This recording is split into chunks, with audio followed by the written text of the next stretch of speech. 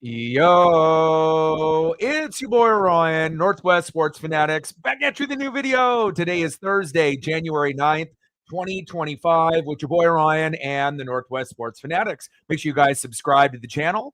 Smash that like button either now or on your way out. Donate to your boy if you can. Cash App $ ORIONNWSF or the YouTube Super Chat right here. The Capital One Orange Bowl. We're in the Final Four. Number 7, Notre Dame Fighting Irish versus the number 6, Penn State Nittany Lions. Kickoff is going to be here in roughly 10 minutes. Can't wait to be able to see what happens here tonight. So let's cue up the music, take a look at the thumb, and let's get settled in for the Orange Bowl. Let's get it, baby.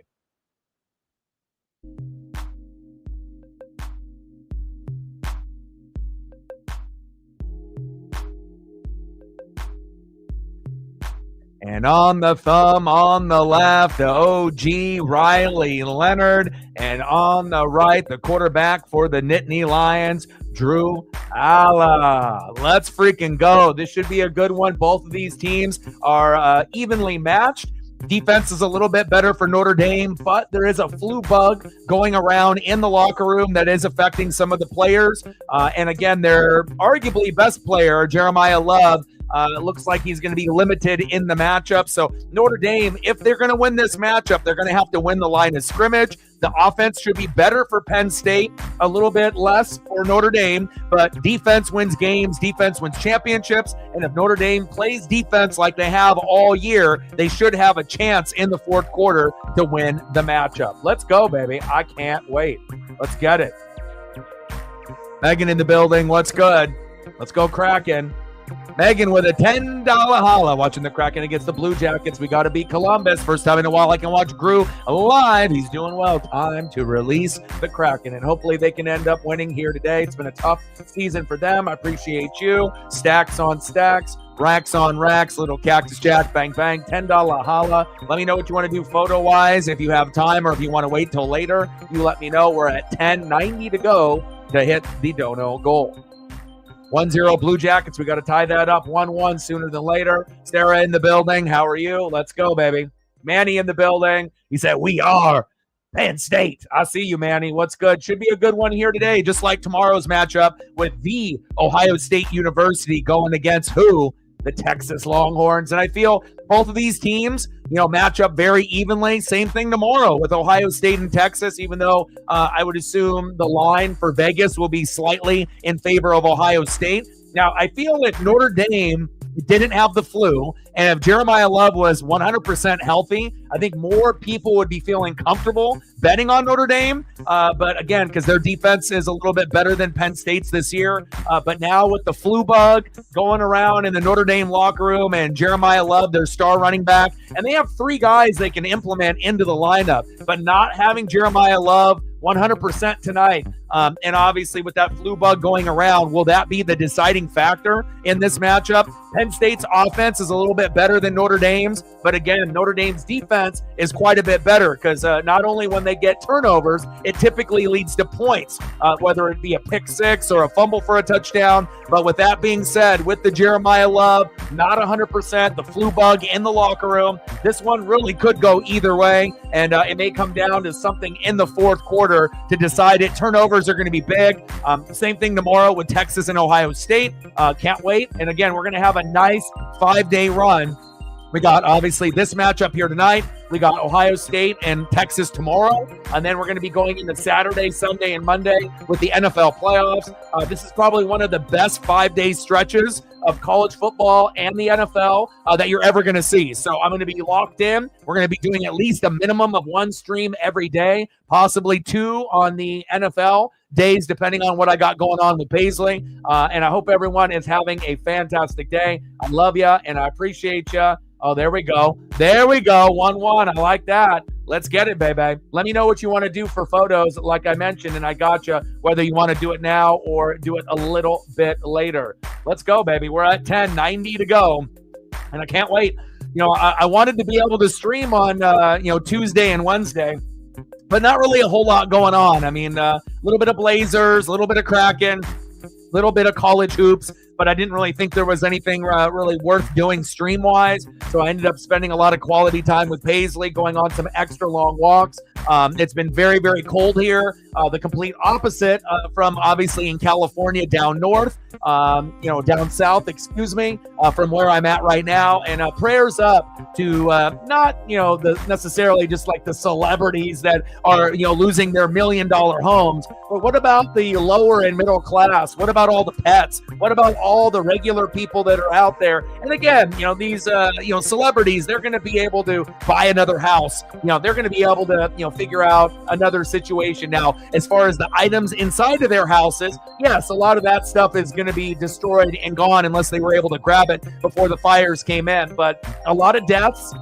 There may be some arson, involved on top of the fires with the wind blowing around, 50 to 100 miles an hour. If anyone has been paying attention to the news, prayers up for everybody in California. And it kind of makes me thankful that I live in Oregon because, we usually don't have a lot of the earthquakes or any of the fires.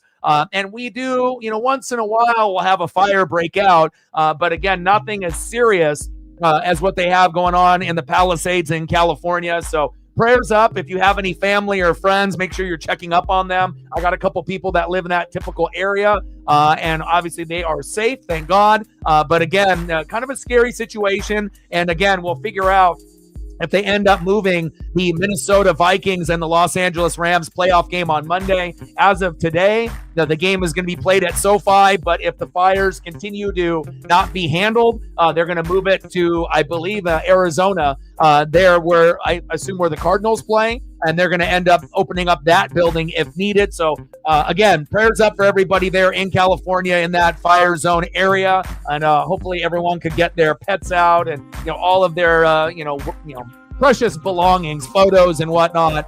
But I know a lot of people have lost everything and they're going to have to start over.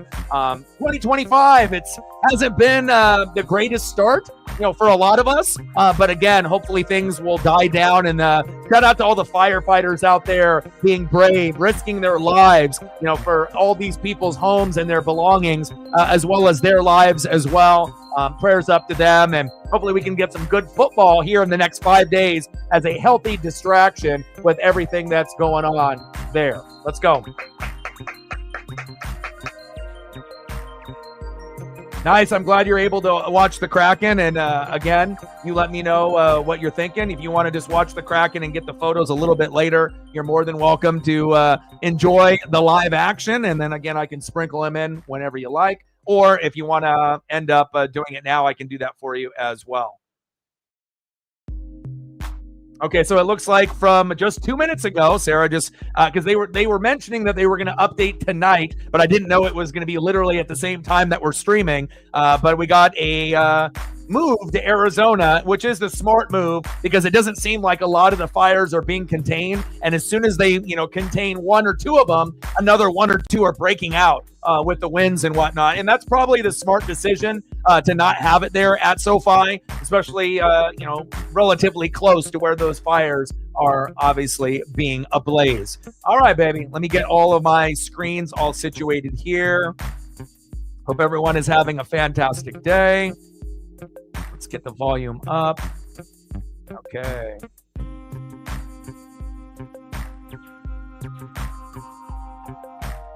Let's go, baby. I am ready. Been waiting for this one for quite some time. Yeah, and then over you guys in the Midwest, with you and Elliot and everyone else, man, you guys have the opposite. You guys are having the mega snowstorms and icy conditions and weather. So, whether you're on the West Coast and you're on California and you're dealing with the fires, or if you're in the Midwest dealing with some snow and some ice, everyone stay safe out there. And again, hopefully, sports can be a good distraction from everything that's going on. But obviously, my heart and prayers are out to everyone that is struggling right now. And hopefully we get some good college football and NFL action in these next 5 days to give us a good positive distraction moving forward. Let's go, baby. Capital One Orange Bowl, number 7 Notre Dame Fighting Irish versus number 6 Penn State Nittany Lions. Again, flu bug in the Notre Dame locker room. Jeremiah Love, their best running back, not 100%. But again, Notre Dame's defense is still one of the best in the country. And again, you have to win the line of scrimmage tonight. O-line, D-line, defense, coaching, play calling. So I feel Penn State's offense is going to be better than Notre Dame's, right, as far as offense to offense. But the defense and to be able to create points off the turnovers, Notre Dame is better at that. So we'll have to kind of see how it all plays out. Definitely could see this one going either way. Same thing tomorrow with Ohio State and Texas. I feel like you go either way. Ohio State is going to be obviously a team that is favored. They've beaten the better opponents, and obviously we've seen Texas kind of struggle in this college football playoff. But we'll have to kind of wait and see what we end up getting here tonight.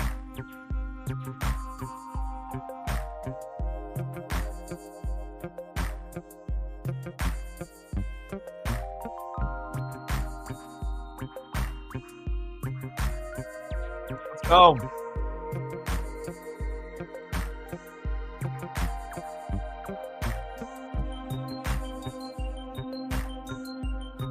Oh, really? Yeah. I mean, I don't know if you've got a chance to see any of the footage, on social media. It's scary. I'm watching Walking Dead right now, from season 1, episode 1. I think I'm on season 3 or 4 now. And a lot of the aftermath and the Palisades and a lot of the areas, it literally looks like Walking Dead. Like there's just cars are burned, everything is burned. It's just crazy. It's like the apocalypse or something. It's wild, and I'm just really worried for a lot of the people out there, and obviously for the millionaires. I know some of the insurance companies ended up cutting off the home insurance in the middle of last year, based on whatever their reasoning being. And also the funding for the firefighters got cut off a couple months before 2025 with the mayor there in LA. And I imagine they're probably regretting the fact of that happening because, with the palm trees and some of the trees that they ended up bringing over from Australia and other locations, very flammable. And I think that a lot of these rich millionaires and other individuals that were living there, if they would have known that with a fire with some of these trees, it's just going to keep continuously burning and burning, like almost like a slick oil substance inside of the tree. And again, a lot of these areas I don't think would have been overtaken as much if we didn't have as many of those trees in that particular area. But it is what it is, I guess, when you're living that millionaire life. All right, baby. Notre Dame, Fighting Irish, Penn State, Nittany Lions. Let's go, baby.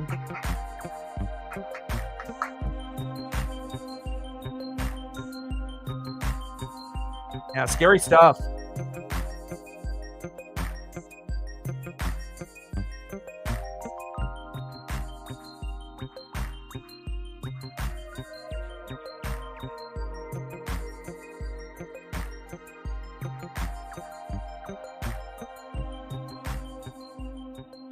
Yeah, I don't know how some people do it. I mean, obviously, I don't think anyone anticipated, the fires and how it spread and, how crazy the winds have picked up with everything, here in 2025. But, also in the Midwest, with a lot of the things that you guys got to go through out there, it just makes me thankful that I live in Oregon. I really, it baffles me, on how crazy some of these situations really are. All right, we got the coin flip here.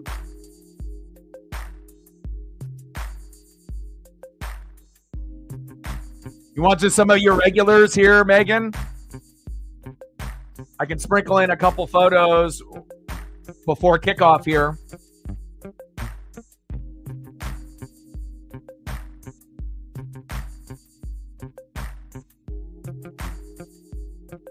I'm going to start sprinkling in a few here for you, because once we get into the action, then I'm going to have to wait until commercial breaks or halftime. So, and I don't know your schedule and how much available you're going to be. So I'm going to sprinkle in a few for you.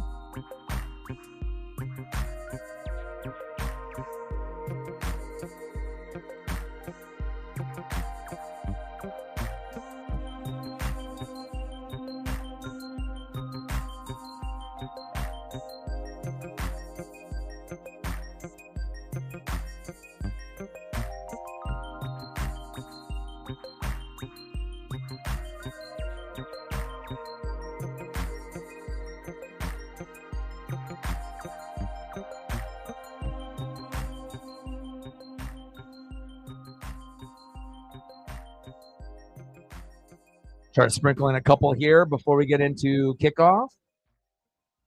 Can't wait for new episodes of Law & Order SVU. Obviously, seeing Ice-T with some of his posts on social media that they're doing the filming, so I can't wait to be able to see some of the new episodes here very shortly.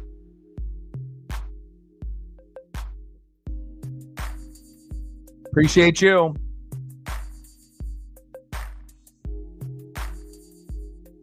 Captain with a tenor, appreciate you, my guy. Yes, let's go. We were just talking about that as well.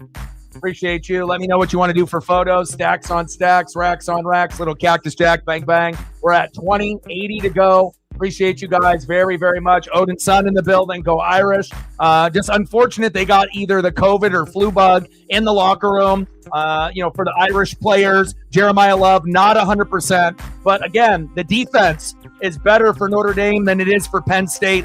Penn State's offense should normally be able to move the ball a little bit better than Notre Dame, but again, they haven't gone against a defense like this since they played Oregon. So we're going to have to kind of wait and see how it all plays out. But even with Jeremiah Love, not being 100% and not probably playing too much tonight, and with that flu bug in the locker room, Notre Dame is still good enough to win this particular matchup, and we'll have to kind of wait and see how it all plays out. Turnovers will be very key. Can't wait to see what we get here. Odin's son with a fiver. Go Irish. Let's go, baby.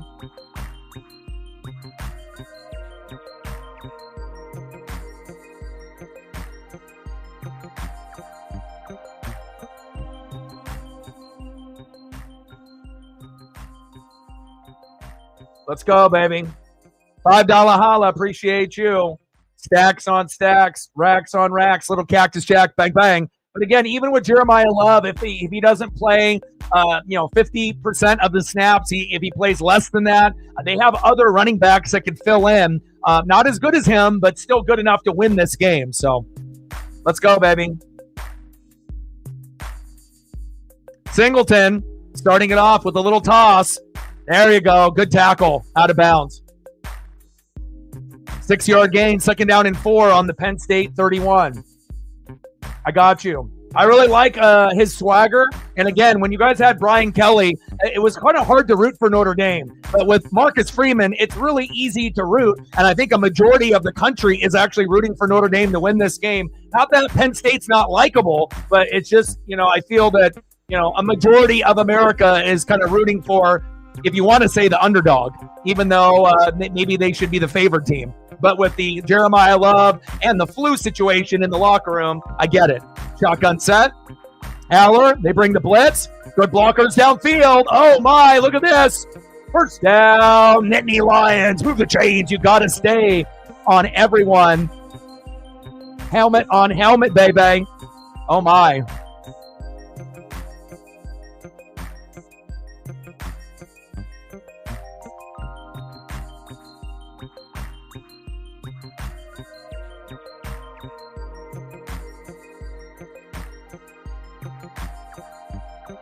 Big screen.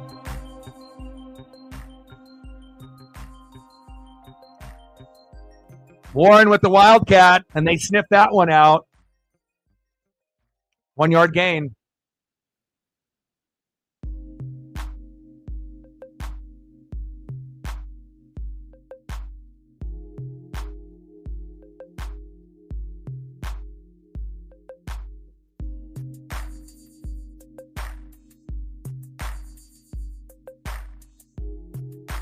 Man, this next 5-day stretch is going to be unbelievable.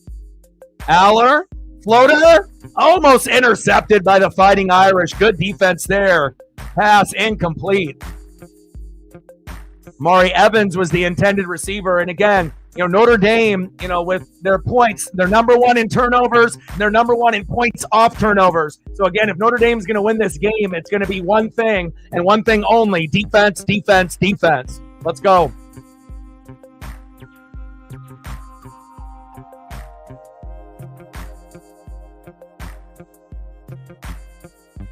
I think this one could, it could go either way. Just like Texas could play better than they did against Arizona State, and they could beat Ohio State. But my gut kind of feeling is, at least at the moment, is that this is not necessarily set in stone, but just my gut right now it kind of is making me feel Notre Dame and Ohio State. That's what my gut is kind of telling me. But if it ends up being Penn State, Texas, I wouldn't be shocked. I mean, I think these are the most 50-50 matchups in the Final Four in this very first year of the college football playoff that you could kind of ask for. You know, I think it could go either way. Probably will come down to turnovers and obviously the battle of the line of scrimmage early on. And again, it's going to be Penn State's offense against Notre Dame's defense. And then Ohio State and Texas, great offenses. But again, defense, I think I would go a little bit more on Ohio State rather than Texas. But I wouldn't be shocked either way. Shotgun set. Towards the sideline. Good defense by Notre Dame. And again, you know, I'm a defensive guy, you know, and I'm not biased. I'm just going to call how I see it, you know, but I feel that, you know, the one thing about Notre Dame that we need to also bring up, you know, they're not in a conference. And I know, Odin, you love that, right, that they're not in a conference, but that means that you guys don't play in a conference championship game, which isn't fair. So essentially, you know, you guys haven't won natties recently, you know, but again, to not have to play in a conference championship where you have an opportunity to lose is definitely an advantage for you guys and a disadvantage for everyone else. And that's not being a hater. That's just pointing out the facts, you know. And again, we'll have to wait and see, you know, how many natties Notre Dame ends up getting before they end up changing that at some point or another. But again, as far as, you know, the only elite school that doesn't have a conference and a conference championship game, you know, according to, you know, the Big Ten, they would obviously make a good fit. And they get more money. Obviously, that's why they want to be independent. If they end up winning the Natty, they get like $20 million. You know, for the other schools, if they win, it's a couple million. So obviously, there's a lot more incentive for Notre Dame without being in a conference, you know, to be able to, you know, get more money and get the pub and get the love. But in the flip side, for every other college, it's not really fair because you guys aren't playing in a college championship game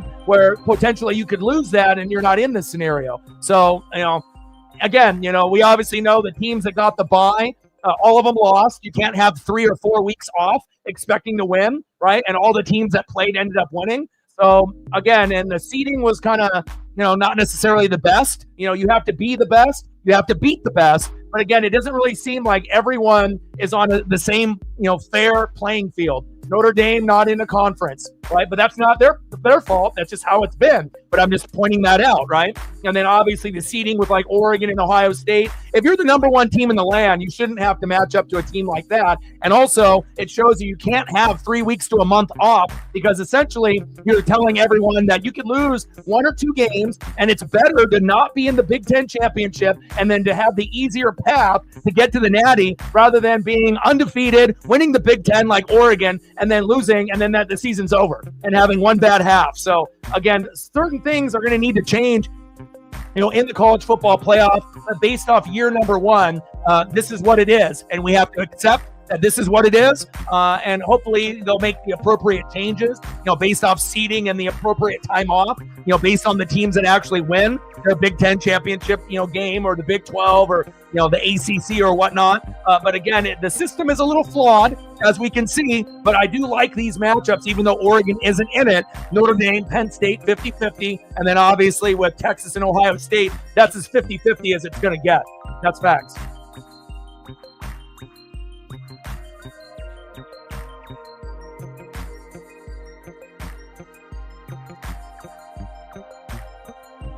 All right, Notre Dame.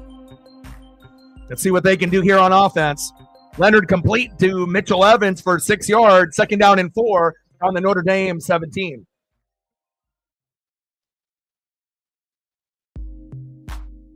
Yeah, but you have to understand, Big Ten championship game and championship games not actually being in one, that's a huge advantage. You know what I'm saying? And based off your schedule, depending on who you guys line up with, if you have a hard schedule or an easy schedule, you know, based on ranked opponents, I mean, you can look at it both ways. You know what I'm saying? You're a Notre Dame fan, so, you know, this is how it's always been. But based on the NIL, no loyalty, you know, the money, the transfers, no loyalty from players and coaches, things are changing now. And, you know, it's just that, you know, when you got one school that's really, really good that doesn't have to have a championship game compared to others that do, you know, it's not really fair, you know. Again, because if you were in the Big Ten, right, what do you think your record would be? You know, do you think you would have the same record that you do right now? Something to think about. First down, Irish. Move the chains.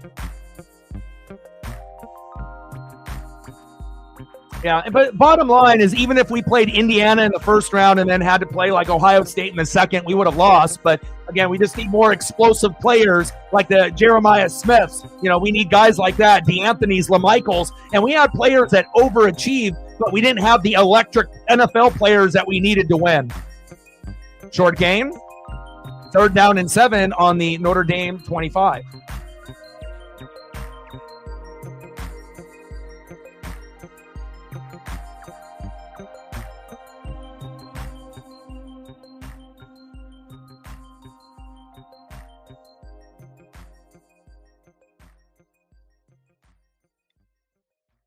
Jeremiah Love for 1 yard, 3rd down and 7, and I don't expect him to be out there too often. But it shows you, right, that it's not about, wins and losses anymore. It's about the quality wins that you have, and it's about who's playing the best football right now, right? So you could have an undefeated team play against a team that has 2 to 3 losses, but that team might be better at that point of the season than the undefeated team like Oregon. You know, obviously the main reason I think Oregon lost was 3 weeks to a month off. If it was shorter and they only had like a week off, maybe things would have been a little bit different. You know what I'm saying? But, you know, I feel that, you know, you can look at it many different ways, but definitely the system is flawed based on the NIL and everything that is changing in college football. Floater. Oh, he caught it. First down, Irish. Move the chains. Oh, my. What a catch.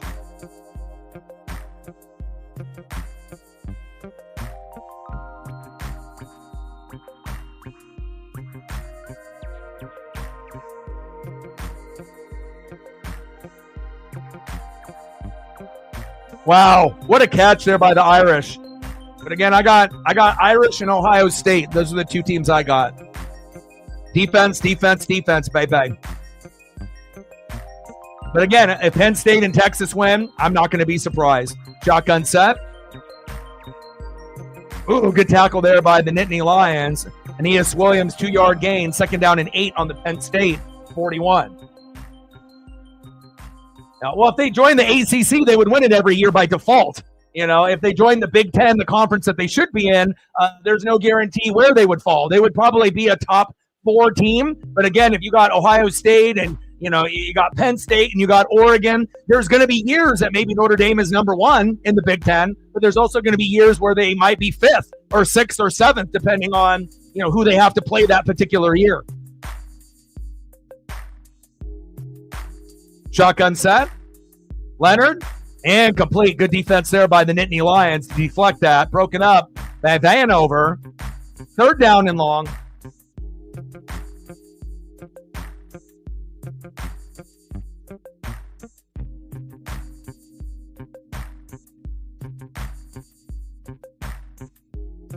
Yeah. But ultimately, the time off killed us, but we weren't good enough to win it all this year. You know, the bottom line is it's not necessarily who you play, it's when you play them. And again, Ohio State looks like they're going to win it all. And, we'll find out if that ends up being the case. But, you can still have a couple losses to Oregon and Michigan and still find your rhythm at the right time. And that's really what it's going to come down to. It's not going to be about wins or losses. It's going to be about the quality wins that you have. So that way we don't have a bunch of shit teams in the playoff next year. But again, it's going to be a system that's flawed that'll take a while to fix. And again, if you end up having bias from the people that are creating the bracket, we may never be fully satisfied with the 12 or the 14 or the 16. There's always going to be something that we're going to be complaining about. So, but I think the one major thing that needs to be fixed is the time off after the championship games to the actual, you can't have 3 weeks to a month off. Because obviously if 1 or 2 of the teams would have won, then we could say, hey, these guys won, but they went 0 for 4. Nobody that had a bye, ended up winning. They all were at a disadvantage. So that right there needs to be fixed. Offense starting a little bit slow for Notre Dame and Penn State. We're knotted up here at 0. Let me know what other photos I can get here for you guys. Go through these ones real quick. Or Captain, let me know what you want to do for photos as well. And I got to make some more room after I delete some of these. Shout out to Megan and Captain, as well as Odin's son. Appreciate you guys very, very much.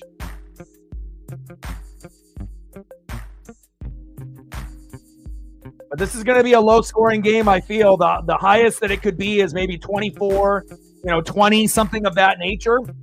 I don't know if we're going to get anything higher than that based off the defenses being pretty stout on both ends. And it wouldn't surprise me if we end up getting a pick six or a fumble for a touchdown or something spectacular at some point in this game. So,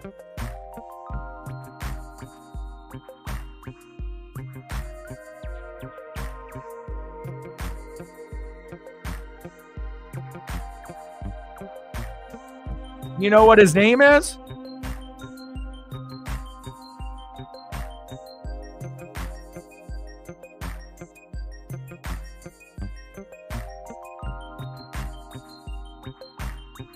Okay. I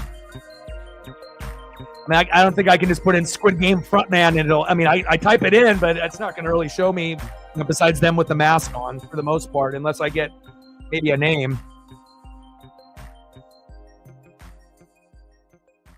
You can find me a name. I can look into my search a little bit better.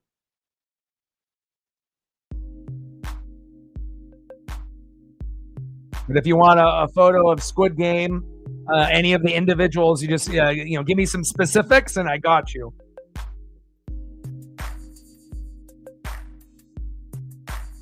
But this is the best part of Notre Dame. It's not Jeremiah Love. It's not Riley Leonard. It's this right here. And being able to build a program that can be respected, not like Brian Kelly. And, I feel that at one point or another, it wouldn't shock me, if Notre Dame, gets to a championship game, not necessarily just this year, but it could be a trend of things to come, moving forward, especially with recruiting and whatnot. And if they're still going to be in the same situation with not joining a conference, more money for them if they win. But again, at some point or another, I wouldn't be shocked in the near future if they end up forcing Notre Dame to join a conference, based on just how the shape of college football has changed, from where it was to where it is now. So.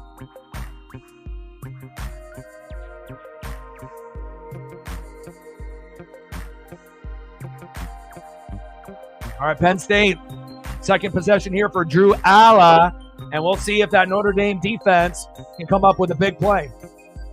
Thank you so much. Once I get into a commercial, I got you.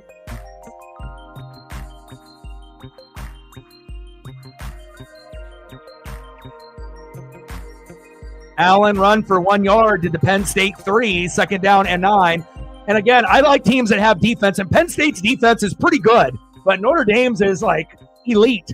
Again, number one in turnovers, number one in points off turnovers. The average is about 5 points per turnover. So they're almost getting a touchdown on every turnover that they get. It leads to either a fumble for a touchdown, a pick six, or they get the ball so close after the turnover that they score like on a couple plays later. That's a huge advantage for the Notre Dame Fighting Irish. And we'll see, hopefully a lot of the guys that experienced the flu bug are not on the defensive side. From what I was hearing, it was more special teams and backups. But again, if it's COVID or a flu, that could spread. Good tackle there by the Irish.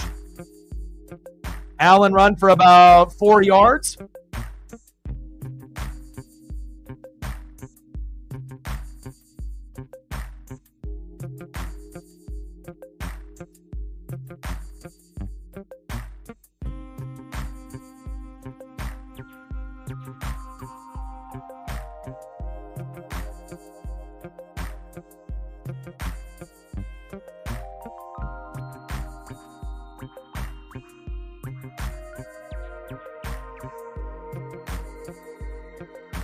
Wow, nice cutback there. First down, Nittany Lions. Move the chains.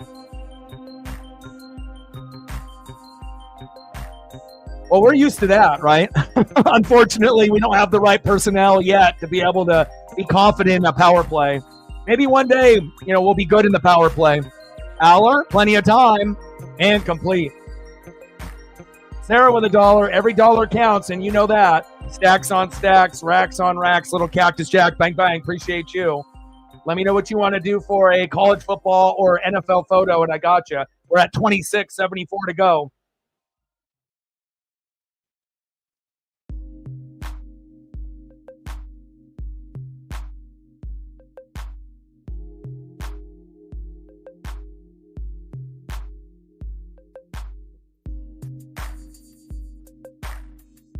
Little toss. Allen. And both of these teams want to run the football. You know, they're not going to go back there and sling it 50 times a game. I mean, if they have the game plan to do so, they can with Aller and Leonard. But again, they're going to want to have as a balanced offense as possible, and that's why these teams are going to mirror each other. They're going to run, they're going to run, they're going to run. People are going to cheat up. You're going to get 8 in the box. Then you're going to get the play action over the top or that big play. And again, these teams are going to stay disciplined, and they're going to both run the ball a shitload in this game. Pass incomplete to Wallace. Broken up there by Clark. 4th down. Great job by the Notre Dame defense, and that's why I'm selecting them to win this game because of their defense, baby.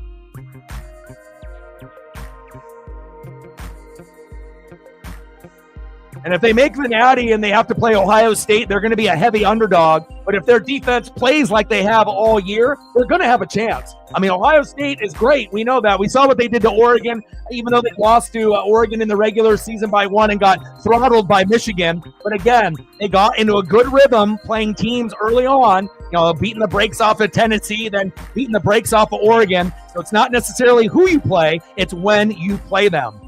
Oh, that's a penalty. What was that by Penn State? Oh, did they not give him a penalty on that? Wow. Did they say that was a timed hit? Wow.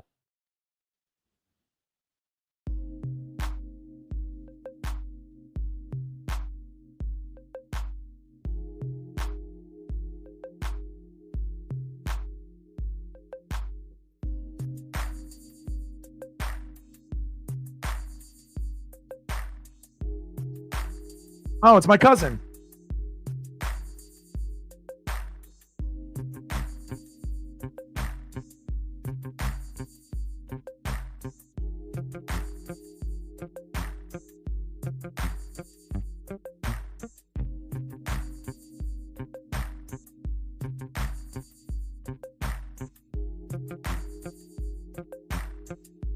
Yeah. Plus, you know, a lot of people, you know, of Asian descent, you know, whether you're 25%, 50%, 75%, or 100%, yeah, they, you know, a lot of times with genetics and whatnot, you know, they'll look much, you know, younger than their age. And there's no way that he looks, what did he say, 52?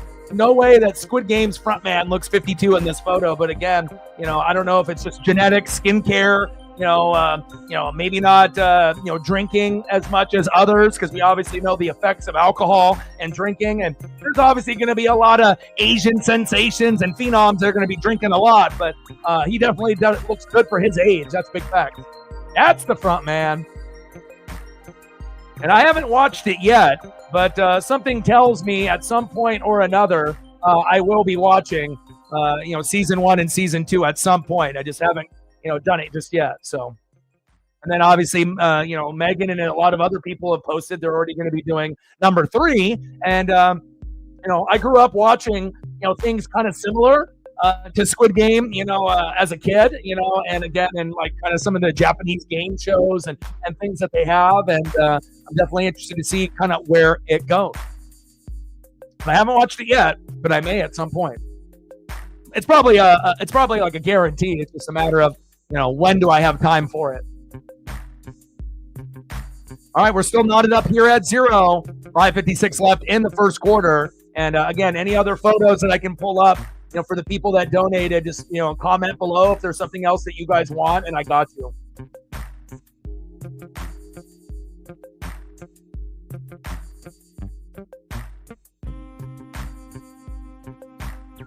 And I missed you guys. I don't like having a day off, let alone 2 days off, but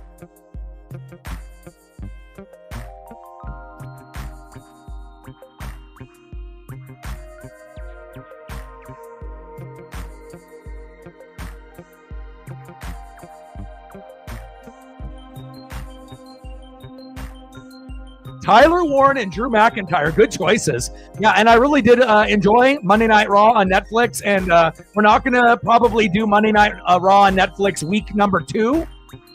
Leonard, incomplete, just because we're going to have the playoff game with the Vikings and Rams. But once the playoff games are done on Mondays, we'll get back into it.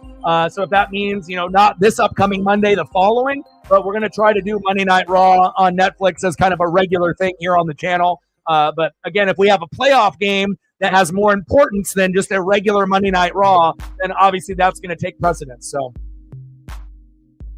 but I will be watching Raw at the same time. So, we'll be doing the kind of a dual broadcast no matter what. I mean, if Raw is going to be on Netflix, I will have it on the TV in the background in the studio, and I'll react to it at the same time with the playoff game. So, multitasking. Leonard with the keeper and a good, stout, steady defense by Penn State. And if you notice here with the Nittany Lions and the Irish, they're very disciplined at defense here in this particular matchup. Big Ten, obviously Notre Dame would be a great Big Ten team, even though they are a team that is independent at the moment, but they play like a Big Ten team, and that's a compliment. They're physical, they're big up front, they have NFL talent, usually all over the place. Sometimes it's going to be at tight end, other times it'll be on the line. And again, I like what I've been able to see, but the number one thing about Notre Dame that I love is Marcus Freeman. He changed the culture, and I really am excited to see where this goes. And if they win this, again, if the defense plays lights out, they'll be a heavy underdog against Ohio State if they win, but you never know. Anything could happen. If you have one bad half like Oregon, that's it, right? But if you have one great half, that could be the difference between you winning the Natty and not winning the Natty. So, anything could happen, not only in this matchup, but tomorrow's when we do Ohio State versus the Texas Longhorns. Oh, nice.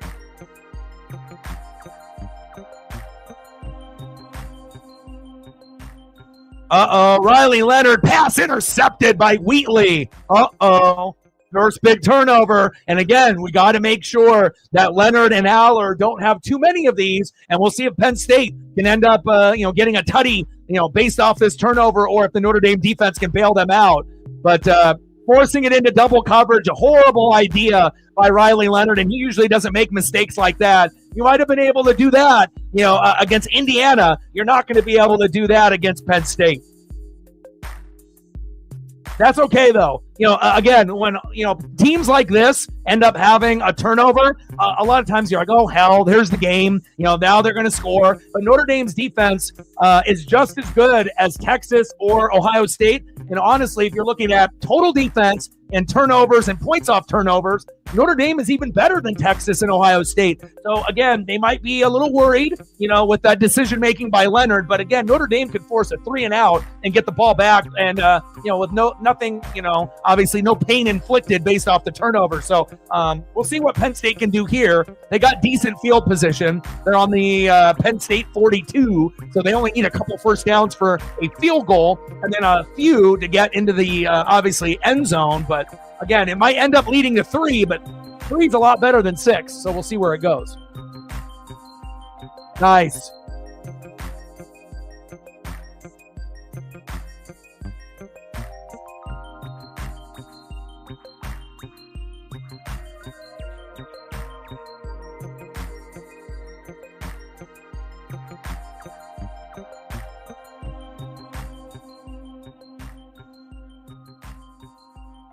And it's just a matter of time before Tyler Warren gets into the end zone. So it's going to be Singleton, the running back, or Tyler Warren, getting in for one of these touchdowns. So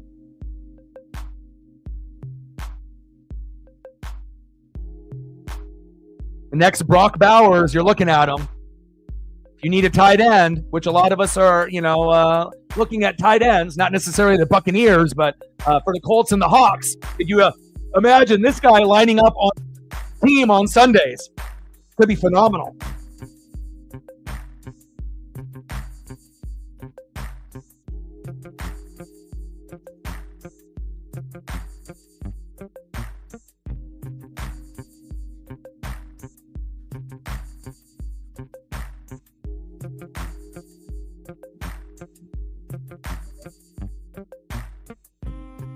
There you go.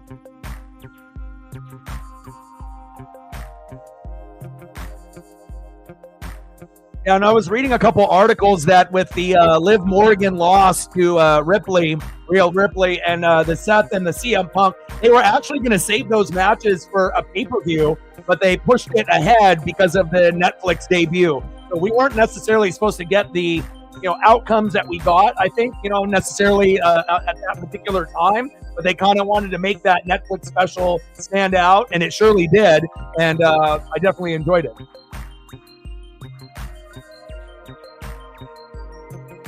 All right, let's see what Marcus Freeman can do here for this Notre Dame defense.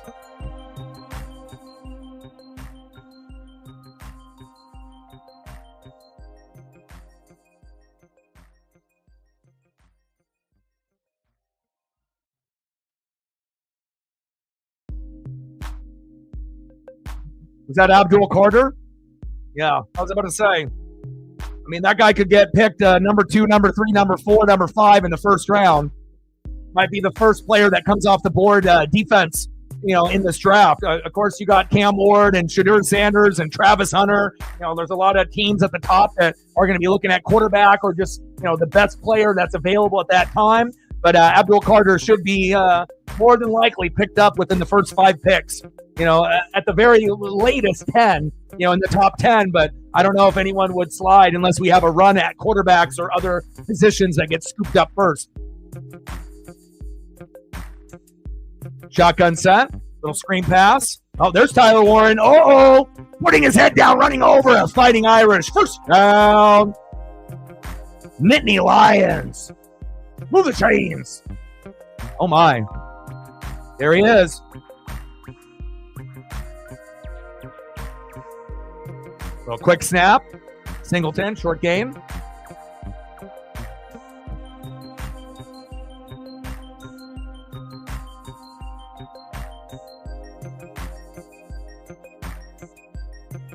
Malachi Black. Nice. Shotgun set. Aller. Floater. Overthrew Tyler Warren. Incomplete.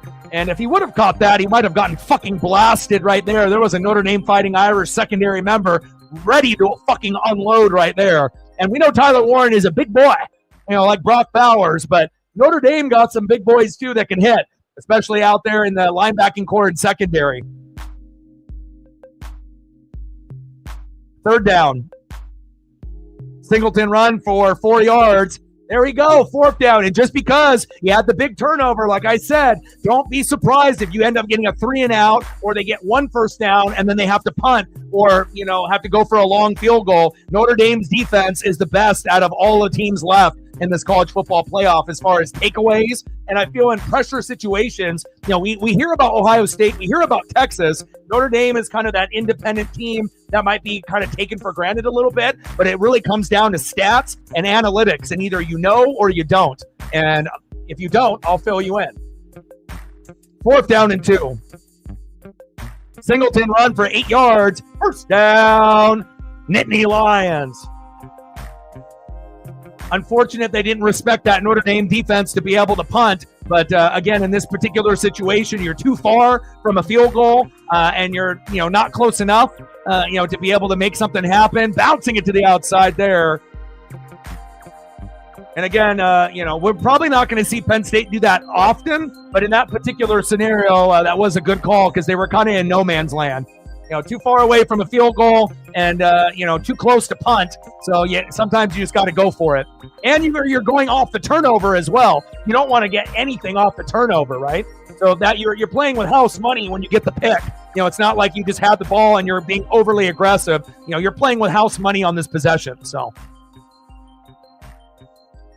Allen run of 7 yards, 2nd down and 3 as he breaks that tackle. Wrap him up.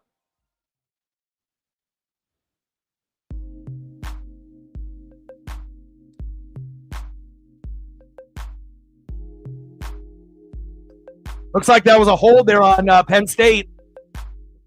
Just, looking at the offensive line, I mean, you can always tell when guys are being held. And there's holding on every single call in every single game, whether it's college, high school, or the NFL. But that looked like a blatant hold right there. But we don't want the game to be slowed down, by holding. But, I don't know why that wasn't called right there. It was right in front of the ref. Man in motion, shotgun set. Aller. First down, Nittany Lions. Move the chains. Luke Reynolds with the catch. Singleton run for 6 yards, 2nd down and 4 at the Notre Dame 9. Now they are feeling Uncle Mo, and it feels like the touchdown is imminent.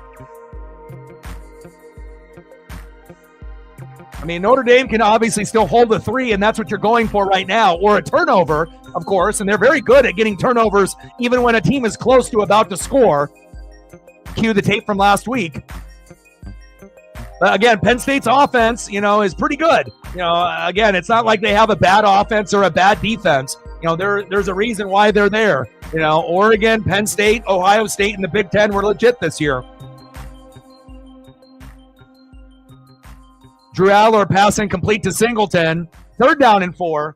And again, throwing the football isn't really ideal in this situation. You should be handing the ball off. But if they want to do that and give Notre Dame a chance, then, bad play calling there. I would have kept pounding the rock and bouncing it to the outside because that's what's been working. But I'm not coaching.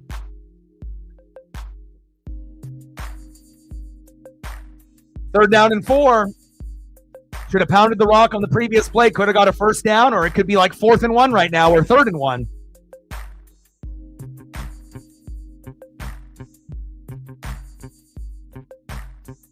Yeah, Penn State's offensive line getting a little bit more movement on the line than anticipated here today. Trips left. Man in motion. Aller. Floater. Back of the end zone. Intercepted. Woo!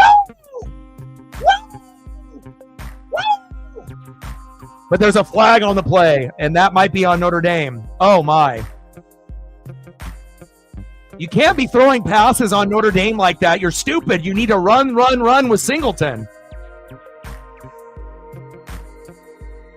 And that's holding on Notre Dame. Fuck!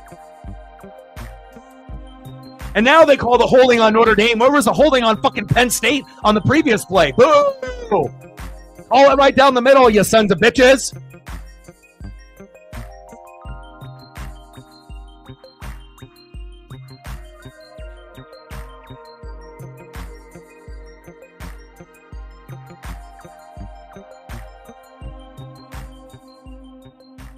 Should have believed in his skill set there, and he shouldn't have had to grab right there. But on the previous play, there was holding on Penn State's O-line that they didn't call. So now you are going to get a touchdown more than likely if they run the football.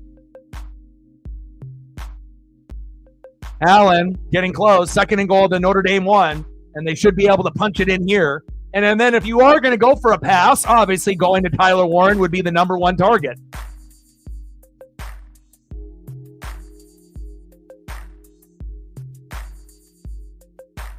Got to score off turnovers. Allen run for a loss of 2 yards. 3rd and goal. Notre Dame defense getting tight. Yeah, let's make sure we keep track of the likes as well as the dono train. Good shoestring tackle by the Irish. Woo! Let's go.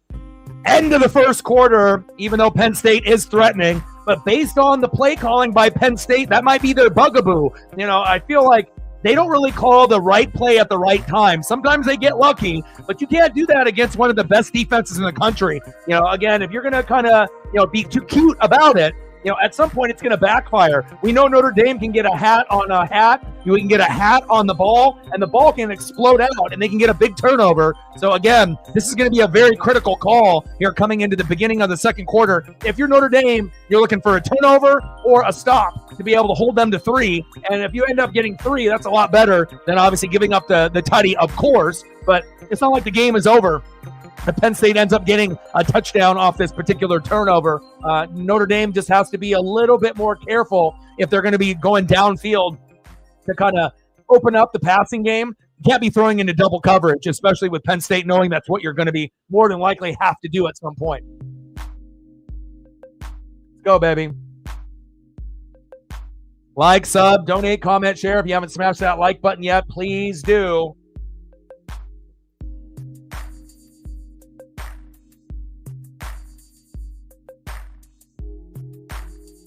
All right, we need, what do we need, 8 more? 7 more to go to be able to get to 20. Let's get there, baby. Oh, that's not good. Oh, cracking.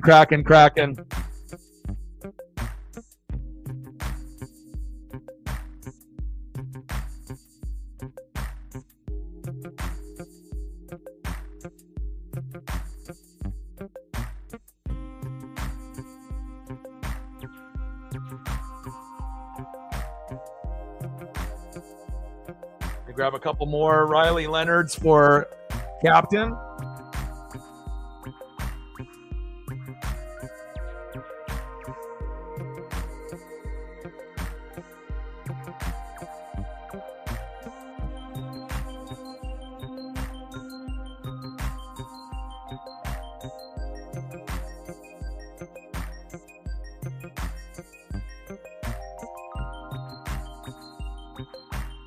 This is what happens when teams have defense. You know, you're not going to have this explosion of points.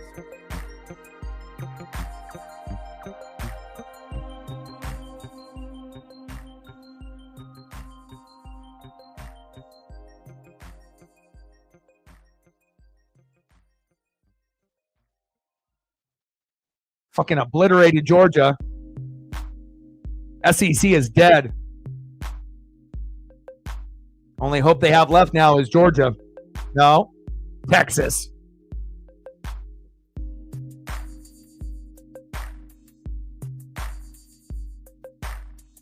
All right, baby, let's go.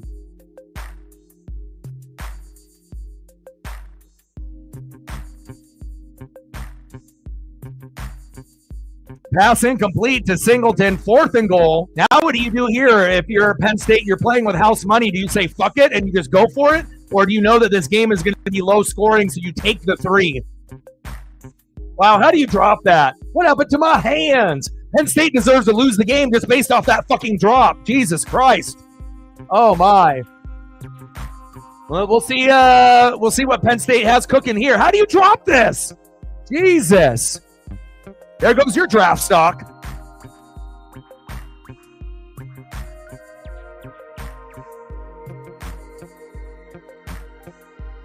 And taking the points is the correct thing to do. The chip shot. And you got a lefty in there. So remember, if you get a lefty and it's on the right hash, he's going to miss most of the time. It has to be on the left hash or the middle hash. But if you end up watching, if they go to the far left or the far right on the hashes and you have a left-footed kicker, a lot of times they'll end up shanking it. So something to keep an eye on. But this one is almost dead center. So this one he should be able to make with his eyes closed. But as we know, kickers aren't automatic anymore, right? You know, even extra points and field goals are sometimes hard to get.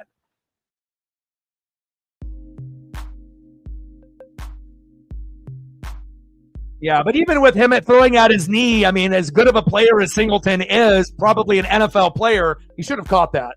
I mean, he's made that catch many, many times, but, you know, it is what it is. Kick is up and good. 3-0 Nittany Lions, and that's exactly what you want if you're a Fighting Irish fan like Odin's son. Perfect. You had the bad turnover, right? They had to go for it on 4th down. They ended up getting 3, but again, it's going to be a low-scoring game, probably no higher than 24-20, and to give up 3 after a turnover, you can live with that. Now we need Notre Dame to respond. Let's go.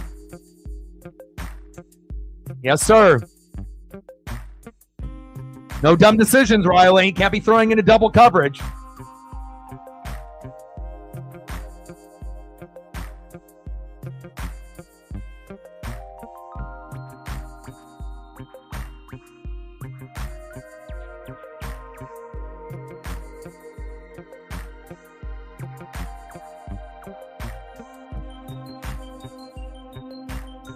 Fantastic, man. I love defense. You know, and of course, I want the game to open up, but that's what makes good football, the drama, you know, low scoring, and then eventually defenses get tired, and then every big play is magnified, right? Every big interception, every big fumble, every pick six, you know, every big stop, everything gets magnified, you know, rather than just scoring. You know, those kind of games can be fun too, you know, but again, with these two teams, you know, being more, I would say Notre Dame is more defense. Penn State is kind of a good balance of offense and defense. I'm not necessarily sure. You probably would lean towards their offense being a little slightly better than their defense, but Penn State's defense has been pretty good. You know, maybe not Oregon good or Ohio State good, but good enough to be in this fucking game, right? 13 wins and 2 losses to 13-1 for Notre Dame.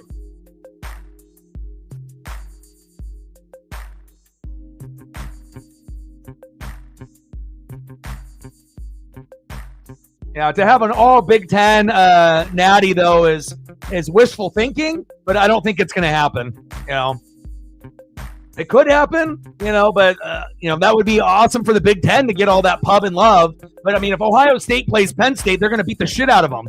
So, if it ends up being Ohio State, Notre Dame, it could be much closer based off defense. Because again, we know Jeremiah Smith will be able to get his, but if you got Notre Dame's defense, that could actually make it enjoyable. I don't think anyone wants to watch a natty that's going to be a blowout. Big tackle there by the Nittany Lions.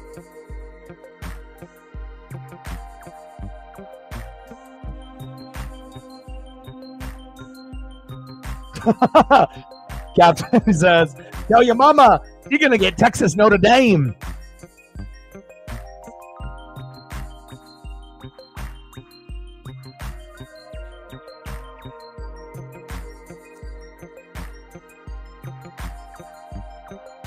Price run for 12 yards, 3rd down and 2 to the Notre Dame 33. Good vision right here by Price. Look at the speed. Where's the blockers ahead to block for him? Leonard run for 3 yards, 1st down, Fighting Irish. And this is going to be the key to the game. Riley Leonard needs to run the football with his legs, okay? He needs to run the RPO and pick and choose his moments so that way he doesn't get into a situation having to throw in double coverage. He's going to have to pick and choose. But again, you don't have to do it often. But again, he's a guy that isn't incredibly fast, but he's crafty enough, like Dylan Gabriel and a few others, that if you situationally, run the football and you time it right, that could be the difference between Notre Dame winning this game and not winning this game. Getting those crucial 1st downs with Leonard's legs. 1st down, Fighting Irish. Move the chains.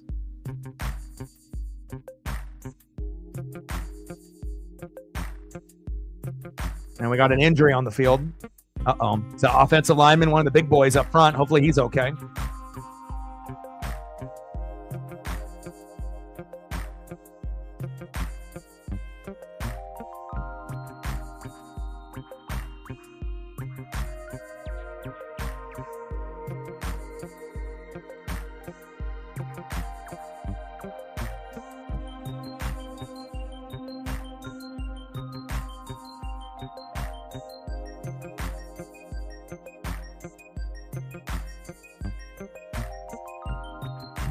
And I'm excited. What a great, 5-day stretch.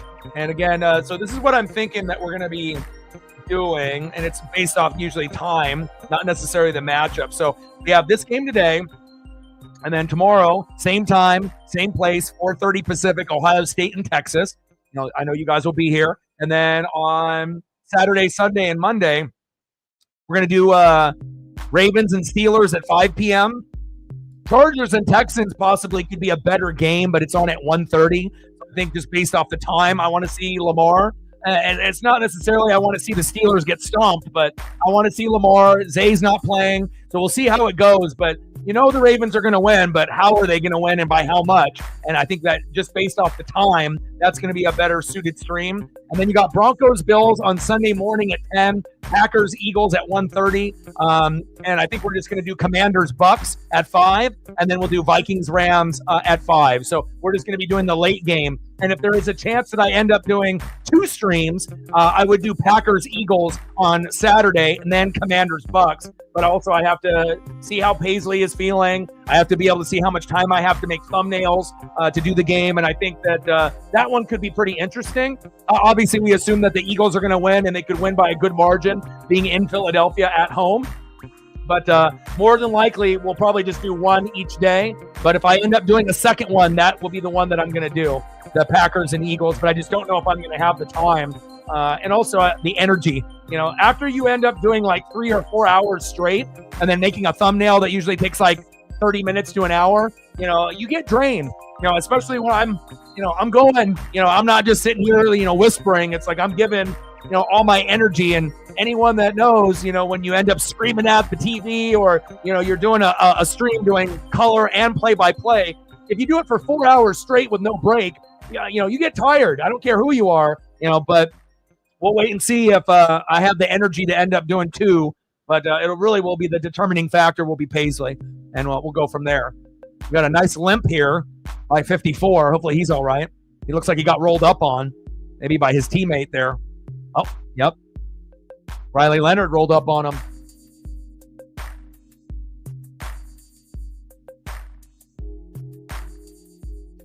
Tosh Baker coming in. First down and 10 on the Notre Dame 36. And we got a whistle.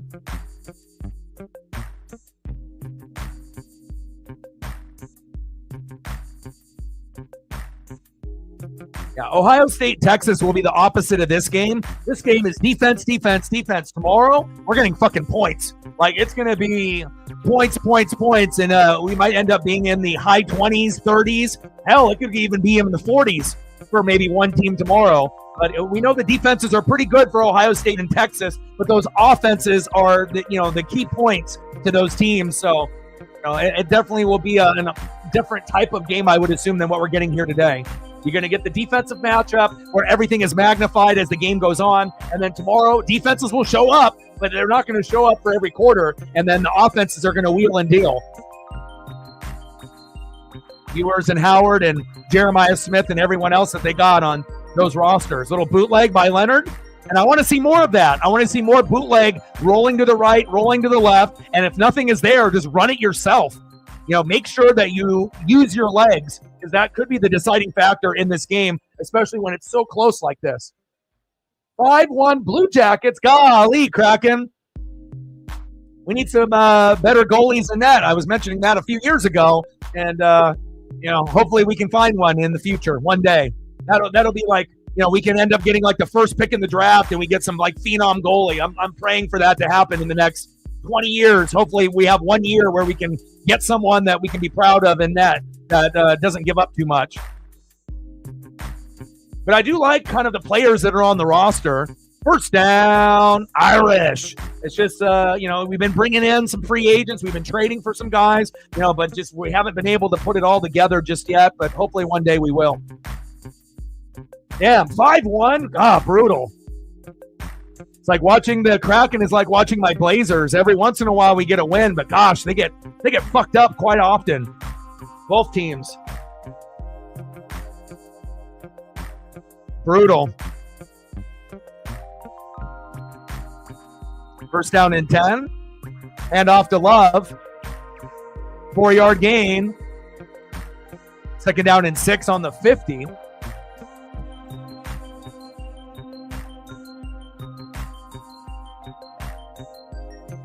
Yeah, I don't see any scenario from Texas being like that close in the game, though, where it's going to be tied up like, 23-23, and then Texas is going to have to kick the field goal to win. I don't see that, but you never know.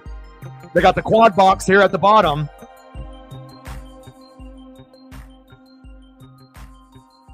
And I don't like that. I don't like that. I want you to run the football, not with a quad diamond down at the bottom, though. They ain't going to be fooled on that. Come on, Notre Dame. Better play calling. Loss of 4 yards there, and that's going to lead to a punt. Pass complete to Greathouse for only 3 yards, 4th down and 7. Yeah, and that's kind of the bugaboo, for the Irish, as far as like the tight ends and the receivers, they don't have the same type of athletes on the other side as Penn State. Like, they got guys that are okay. Kind of like Oregon, we had guys that were okay, but you need guys that are better than okay, and it's better than guys that are good. You need elite. And sometimes when you have players that are okay or good, not elite, and you go against a pretty good defense, sometimes those guys get shut down. Even with guys like, Tez and Evan Stewart and, it's just Jordan James. It's like, those guys are okay, but I need the LaMichaels. I need the DeAnthonys. And, we overachieved to go 13-0 and win the Big Ten and not lose. But it shows you once you match up against a team that does have NFL players, and if you're not ready, you will get rocked. And, that's the difference. You got to try to be able to get as many NFL players as possible. Easier said than done, and obviously, Jeremiah Smith is the best freshman in college football. The guy could be a first-round pick as a freshman. That's not normal. They're caught there. Notre Dame's defense is going to have to get them points. That's what it's going to come down to. They're going to have to force a turnover and either get the points off the pick six or the fumble, or cause the turnover, get the ball in good field position, and then test the secondary or run the football and then get in. But again, Notre Dame is either going to win or lose this game with their defense. Well, I think you're going to have to, right? After what you saw with their kickers, unless they figured it out, you're probably going to be maybe overly aggressive and going for it on fourth down. But you got Quinn Ewers and you got all those weapons. Why not? Ohio State's going to be overly aggressive with Chip Kelly. So Texas is going to have to match that probably. But again, they're going to have to be smart about it. But we'll kind of see how it all plays out.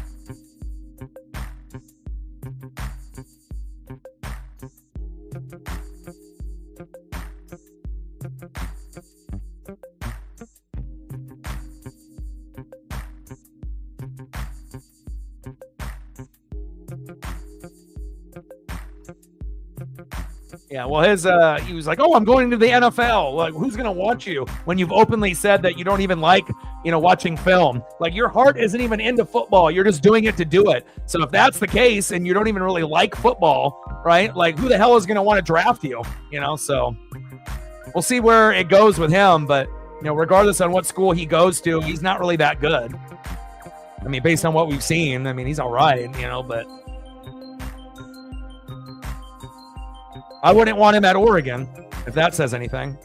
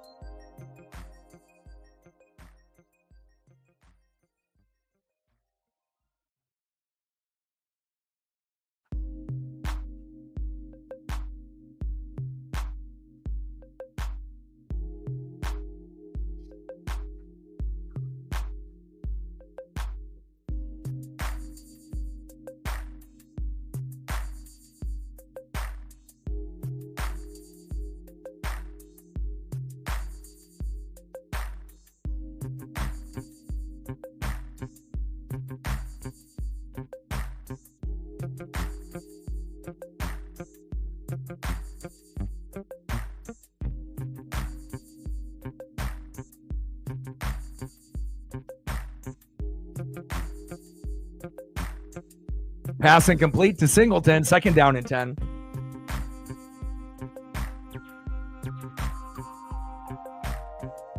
Yeah, he's been terrible this year. Let's just bottom line, injuries aside, he just hasn't been good this year. And even DeCord, as of late, had struggled. Like, he was much better than Grew early on, but then he has his moments too, where sometimes he looks great and sometimes he doesn't look that good. But again, the Kraken don't have the weapons on offense to score that many goals. So if we're giving up 3, 4, 5, 6 a game, how are we going to win? And the answer is you don't, until we figure that out. So, but yeah, I agree with you. 5 is insane. Golly. Ooh, that wheel route incomplete.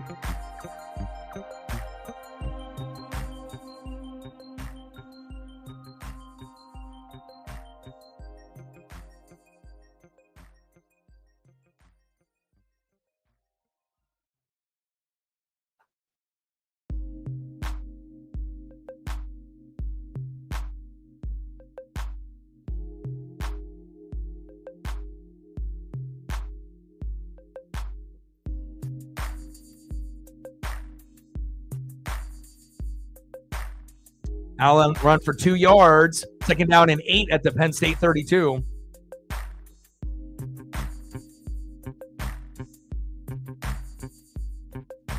Tyler Warren run for 12 yards, 1st down, Nittany Lions.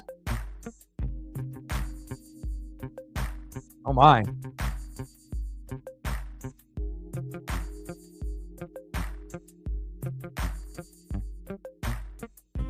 But with all the Notre Dame players, that had the flu and obviously with Jeremiah Love not being 100%, I mean, it shows you how good these defenses are. It's not like these offenses are crappy. The offenses would beat the shit out of a lot of other teams, but again, this is one of the most even matchups that I've seen here in the college football playoff. Up to this point, it's probably the most even matchup. And then tomorrow is going to be just like this, except the opposite. You're going to get more points. It's going to be more offense-oriented tomorrow. Today, it's more defense. But the offense has the ability to pick the plays. Man, Tyler Warren rumbling and a bumbling.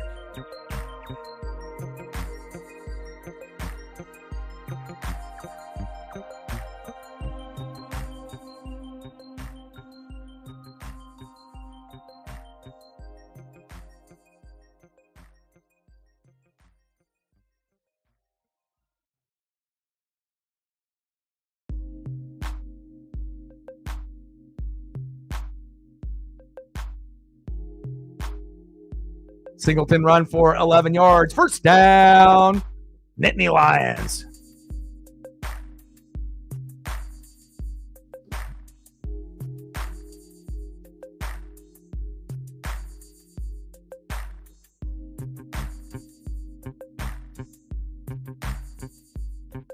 Nice stiff arm. Aller run for 4 yards. Second down and 6 at the Notre Dame 33.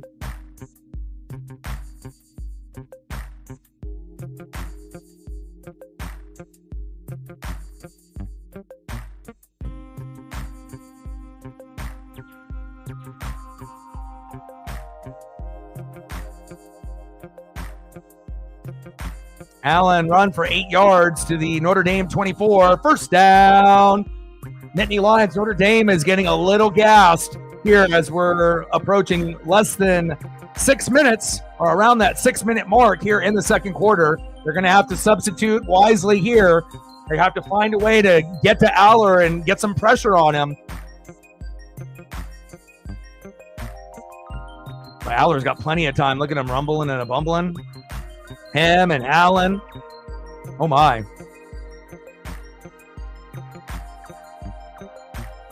But again, I wouldn't be surprised in any scenario with these last 4 teams. You know, I could see any combination making it to the Natty. As even as it's going to fucking get.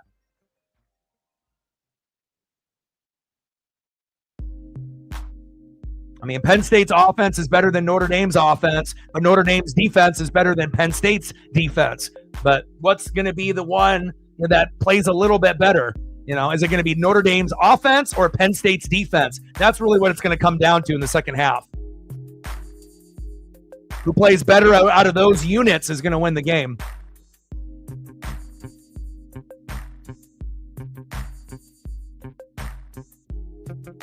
Third down. Stewart in the building. What's good?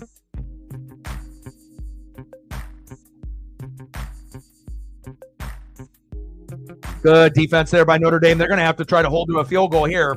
Singleton run for 2 yards. 4th down and 3 at the Notre Dame 16-17. If they go for another field goal here. And if you're only down 6-0, no big deal. But again, at some point, Notre Dame has got to get some points on the board. You know, they can't just rely on the defense to get them the points. The offense has got to do something.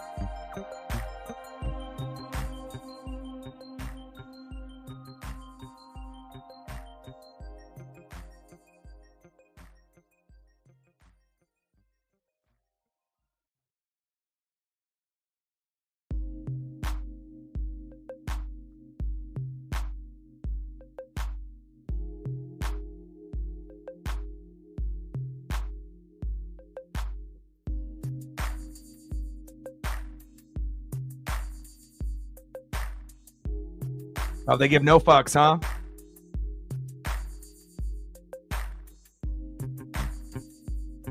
First down, Nittany Lions. They're threatening. Second down and 5. Singleton run for 5 yards to the Notre Dame 7. But I guess in a game like this, you know, you're not going to be able to necessarily win it by just getting field goals every time. So putting the pressure here on Notre Dame. because eventually that defense is going to get tired, even though they are one of the best defenses in the country, especially against the pass. But right now, the run is killing them.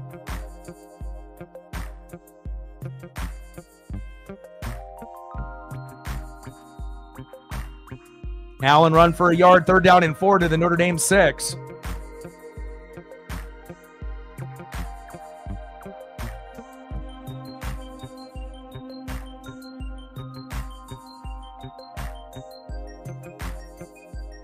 Helmet flies off. 3rd down and 3 at the Notre Dame 5.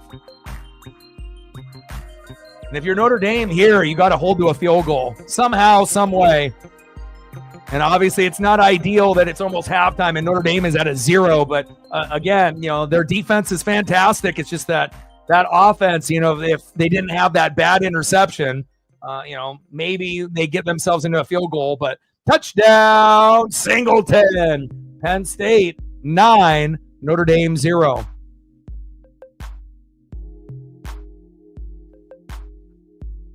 And again, Penn State's offense has better players than Notre Dame's offense, and they're starting to impose their will. That's tough.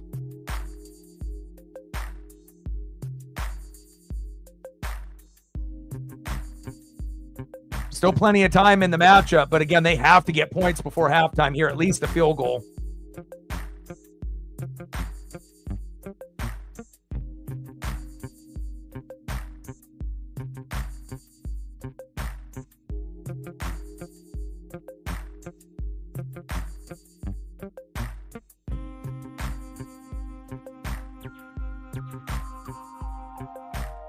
You're not going to see the Fighting Irish, give up points like that often. Extra point is up and good. 10-0 Nittany Lions. Yeah, I'm here for a good game too. Both sides too. Since Oregon got eliminated, I just want to be able to see, a good quality football game. If this is going to be the defensive game and tomorrow is going to be the offensive game, let the best teams win. And again, I don't think anyone would be that shocked out of any scenario of any matchup. You could literally say anything. You could say Penn State, Ohio State, Penn State, Texas, Notre Dame, Ohio State, Notre Dame, Texas, and no one would really bat an eye. So we'll see how it goes. But so far, Penn State 10, Notre Dame 0.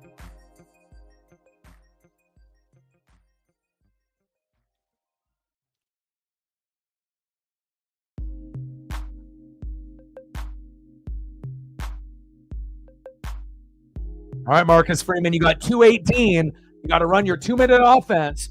But when you're running this, you can't making any no throws into double coverage. Use your legs as a weapon.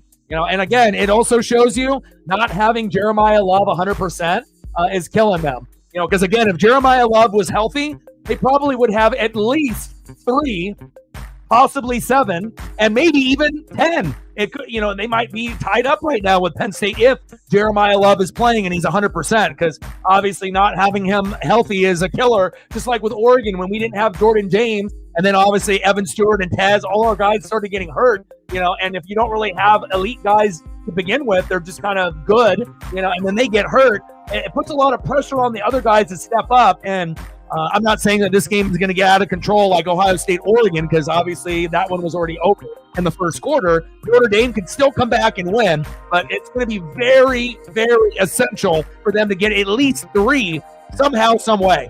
Best case scenario, a touchdown, and you're down 10-7 at half. And who gets the ball in the second half, Odin? Is it Notre Dame or is it Penn State that gets the ball first in the second half? Because if you can end up getting a field goal and then scoring on the first play in the second half, if Notre Dame gets the ball, then you could have it 10-10, and then we can kind of go from there. But yeah.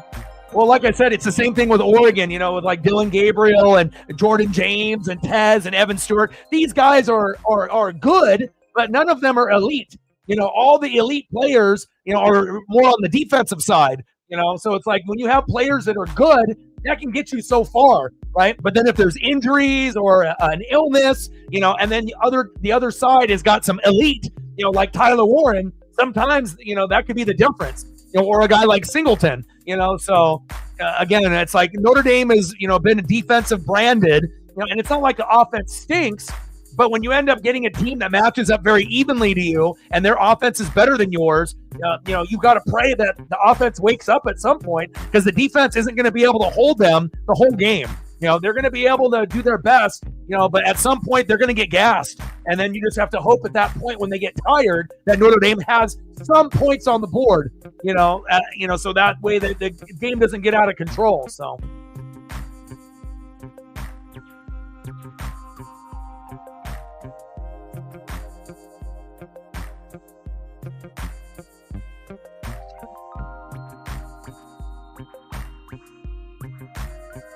Penn State is Big Ten, bro. Big Ten is number one. Penn State, Ohio State, Oregon. The best conference in college football.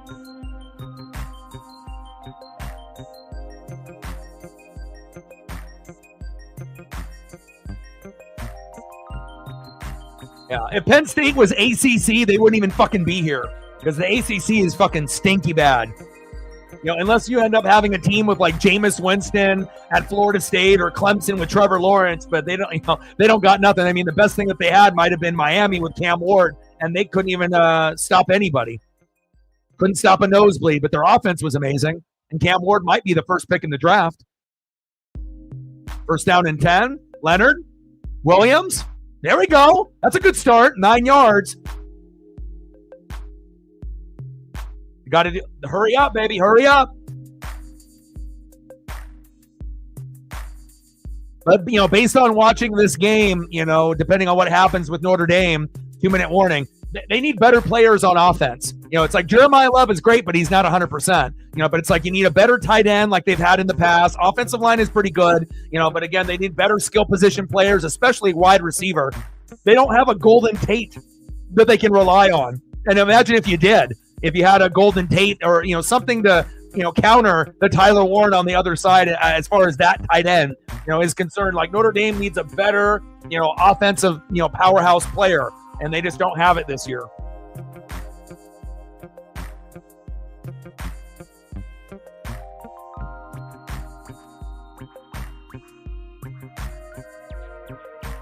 Yeah, and hopefully we'll get those teams to get better and better, because obviously the SEC got a couple teams at the top, but, the middle of their conference isn't that great. And again, when you're combining the Pac-12 with the Big Ten, eventually, we're going to start to impose our will. And who knows, maybe we'll end up having a Big Ten, a natty where it will be Penn State, Ohio State, but I'm not going to say that yet. It's way too early.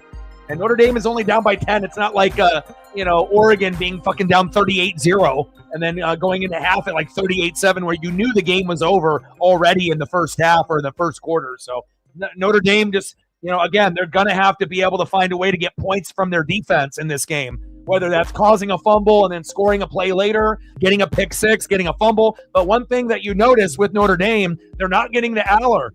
And they have to get to Aller. And if you can't get to Aller, you're going to lose this game 100%.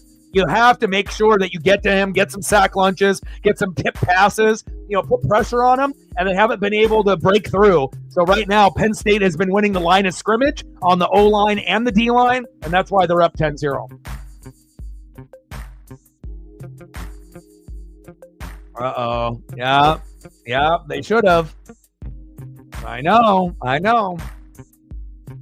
5 more likes at 20, baby. Let's get there. Like, sub, donate, comment, share. Help your boy out. Let's go, baby.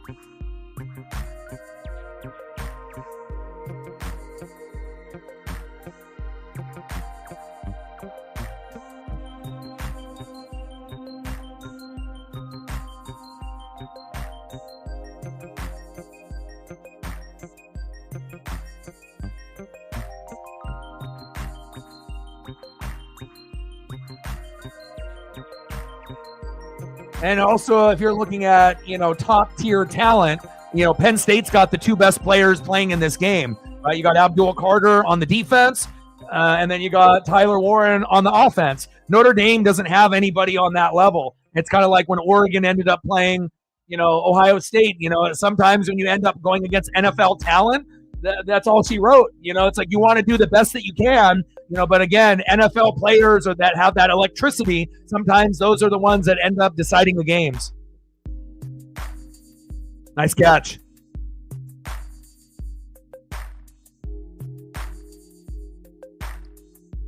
Riley Leonard passing complete to Faison, second down and 10, the Notre Dame 40.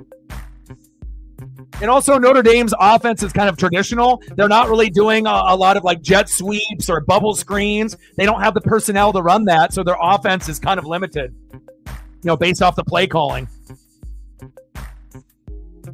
It's a pretty basic vanilla offense. And, and if Penn State can get to the quarterback, that's kind of the results that you're going to get. Look at the shot that fucking Leonard takes. Jesus Christ. Oh, my. That's not good for Odin's son and Notre Dame fans. He's like, fuck, he landed on me. And then the offensive line is continuously getting banged up here, and that's not good for the Irish. That's what happened to Oregon. We started getting injured, and that's all she wrote for us.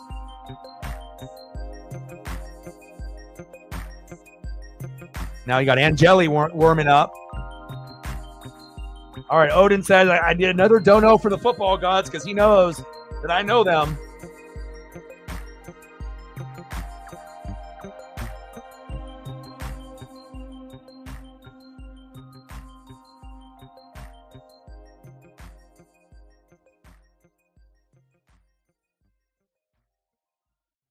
All right, Odin's son, $5 dono, bang, bang. Football gods, please, he says. Yeet.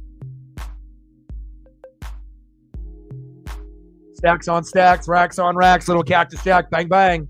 Appreciate you.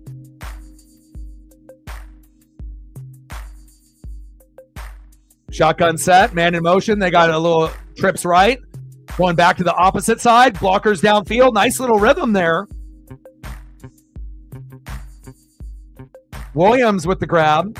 I mean, when I think of Aeneas Williams, I think of the secondary stud from back in the day. Kind of wild that we got another Aeneas Williams here playing at Notre Dame.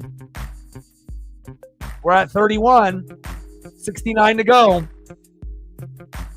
A few more likes to go, 5 more likes to go to hit 20. If you haven't smashed that like button yet, please do.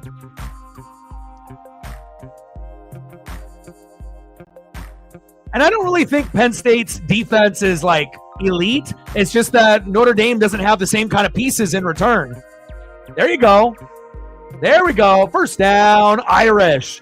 Because I mean, if you're really looking at the Irish players, do they have anybody like Tyler Warren on the offense? No, the only player they do, right, is Jeremiah Love, and he's not 100%. That's the one that is like a Tyler Warren, but it's 12 noon. You know what time it is? Time for a sack lunch. Yum, yum, yum, yum, yum, yum. Oh, my. And did Notre Dame recover, though? That big boy down there on the left might have got it. And again, offensive line, bringing in those backups is killing Notre Dame. But they did recover. Whew. If they did not recover, that might have been game. Because chances are Notre Dame would have been reeling. Penn State would go for the jugular, and then it would be like 17-0 at half, and then it would have been done. You still would be able to make a rally in the third quarter, but, we know how football goes. It's all about Uncle Mo and that momentum. I mean, shit, he's still holding them, and he still gets the big blast from behind.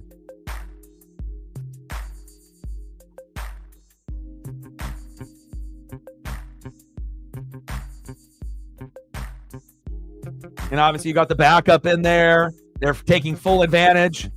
And Notre Dame wrestled that football away from 11. Stronger arms down in the pile. Oh. That $5 dono got you the ball back. Man, oh man. And I'm glad they got the ball back. I mean, we don't want to see the game essentially getting out of hand already.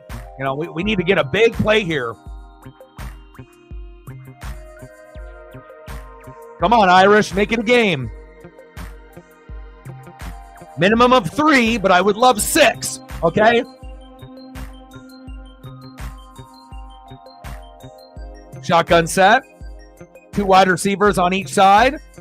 Oh, he's going for the check down. He's open. There you go. He's actually got some decent zip on that ball over Riley Leonard. I mean, it's not ideal when you got a backup in, but this has kind of been a thing that we've seen pretty often. Maybe Oregon should have let Dante Moore play a little bit more in the game instead of Gabriel. Oh, little jump on that line right there. Fight for those yards. Here you go.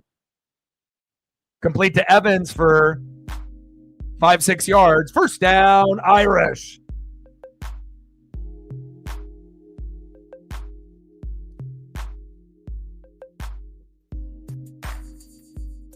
Well, I mean, again, when the college football playoff is flawed, right, and then the teams that had the bye were off like for a month and none of them won, and you didn't have the correct matchups, anything is possible. Penn State could eat, for a team that might be the third best team in the Big Ten this year, they might make it to the Natty, but that doesn't mean that they're going to win it.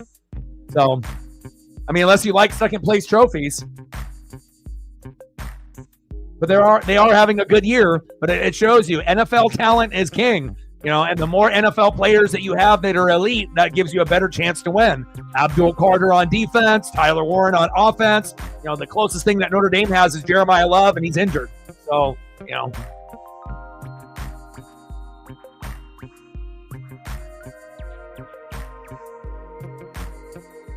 But I don't see any scenario of Penn State beating Ohio State if Ohio State wins the matchup against Texas tomorrow.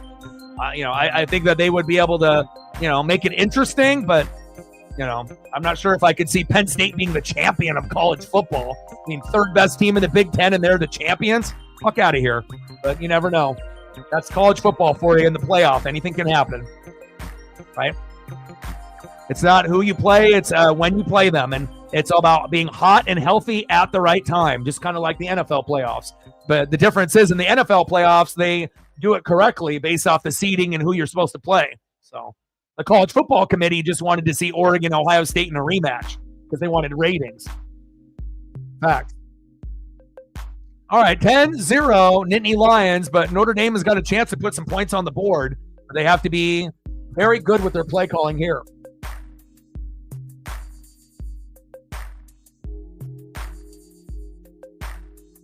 But again, if they didn't have Abdul Carter, top 5 pick, and Tyler Warren, maybe top 10 pick, you got 2 top 10 picks. If you don't have that, we're not even talking about Penn State right now, and they're not even in this game. And they have other guys that are pretty solid, like Singleton and Aller and a few others, but it really helps when you have 2 top 10 picks. And not only that, you have arguably the best DN and the best tight end on your team. So you should be this good, right? It's just, can everyone else match the athleticism of Abdul Carter and Tyler Warren, and can they play up to their potential? Rub off on those other players.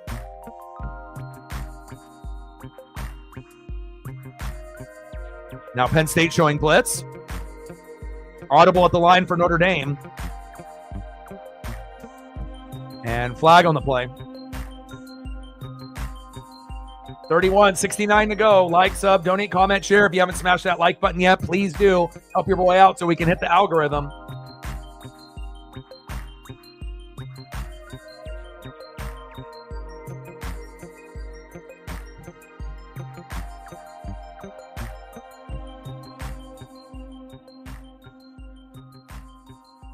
Defensive offsides, 3rd down and 1. That's great for Notre Dame. And again, you have to be very efficient here.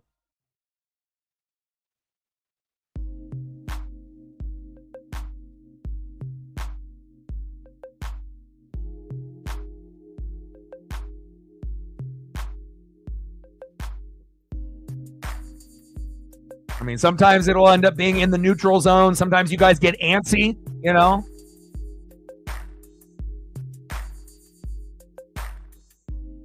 Pass complete to Aeneas Williams for 4 yards. First down. Irish. Here we go, baby. Come on, Notre Dame. Let's get a tutty before half. Let's go. 3 minimum, but let's get the tutty. Everyone loves tutties. Let's go. I just wish that Notre Dame's players weren't getting all banged up on that offensive line and their running back as well. There you go, Aeneas, and that's kind of the go-to guy right now. Aeneas Williams, keep going to him. Keep going to him, baby. Only one timeout left. Remember that for Notre Dame. And you got 2 for Penn State. Angeli actually doing a pretty good job for the backup. Salute to him.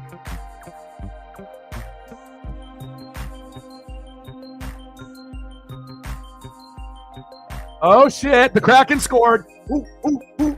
Let's go. First down and 10. Angeli. Oh, snap is high. Uh-oh. Fuck. 12 noon. You know what time it is? Time for a sack lunch. Yum, yum, yum, yum, yum. Time out. Damn it. Time out. Why'd you let so much time go off the clock? STL in the building. What's good? It's 12 noon. You know what time it is? Time for a sack lunch. Yum, yum, yum, yum, yum, yum, yum.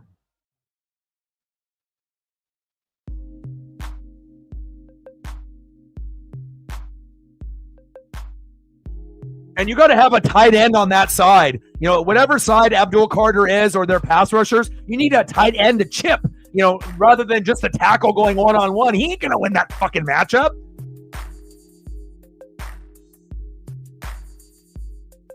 I mean, anyone that wears that 11 is a beast. Go back to look at LeVar Arrington and every single individual, Micah Parsons. You know, that 11 number is a big tradition thing in college football for Penn State. They don't let anyone just wear that number. And it usually ends up being the best player on defense on the team at that time. Mitch Jeter, any relation to Derek? I don't know, but I hope he makes this. Don't shank it, baby. Come on, baby. Field goal is good. There we go. There we go. 10-3 is a hell of a lot better than 10-0, right? You had injuries on your offensive line. You had injuries to your quarterback, right? But your defense is so fucking good that you're still in the game, even with everything going against you right now. Jeremiah Love, injured, right? Flu bug, obviously in the locker room. A good percentage of the players are sick, okay? Injured quarterback, injured offensive lineman. You're only down by 7. Who gets the ball at half? Odin, is it you guys or is it Penn State? Because if you guys get a touchdown right out of the gate, we're in business, baby.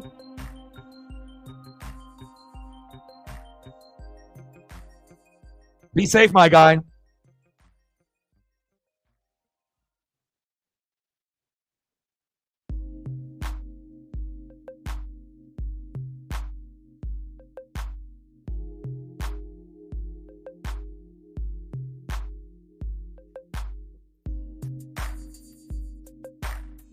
And that's why Notre Dame usually would win games. You know, they would run the ball and that would open up the pass. But now if you can't run effectively, you know, and Penn State is able to run effectively and it opens it up, but Notre Dame isn't able to do what they normally are used to doing, running the football effectively, and then also using Riley Leonard as a weapon as well. So again, everything is going against the Irish, but that doesn't mean that they're out of this game yet. And again, you know, Notre Dame's defense, you know, and they'll probably make a play in the second half, but what's the magnitude of the play? Is it just a sack? Is it a pick? Is it a fumble? Is it a punch out? Is it a fumble for a touchdown? A pick six? Something like that could be the difference in the game, you know, when that particular play happens. But right now, Penn State, less injured players, a little bit more smoother on the offense and the defense. But again, it's only a 7-point game, so they still got a chance.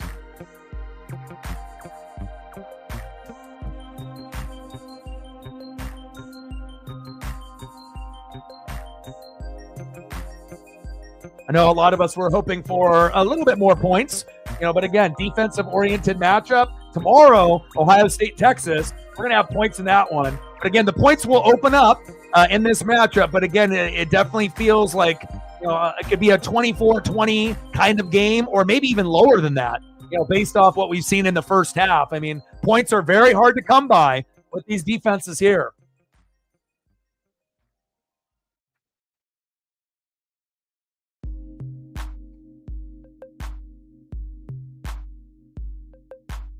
Shows you how good the Big Ten really is. You know, Penn State, Oregon, Ohio State, you know, again, yes, you know, Georgia and Bama have fallen off. You know, so the only thing that they have is a team that they had to lure over from the Big 12 in Texas. You know, imagine if they weren't able to bring Texas and Oklahoma over. The SEC would be done. You know, they would be comparing it to like the Big 12 and the ACC and the MAC and the WAC. So, you know, at least they have one team left that is, you know, a name. But we'll see if they're good enough with Quinn Ewers and company, to get the job done against Ohio State. I doubt it, but you never know.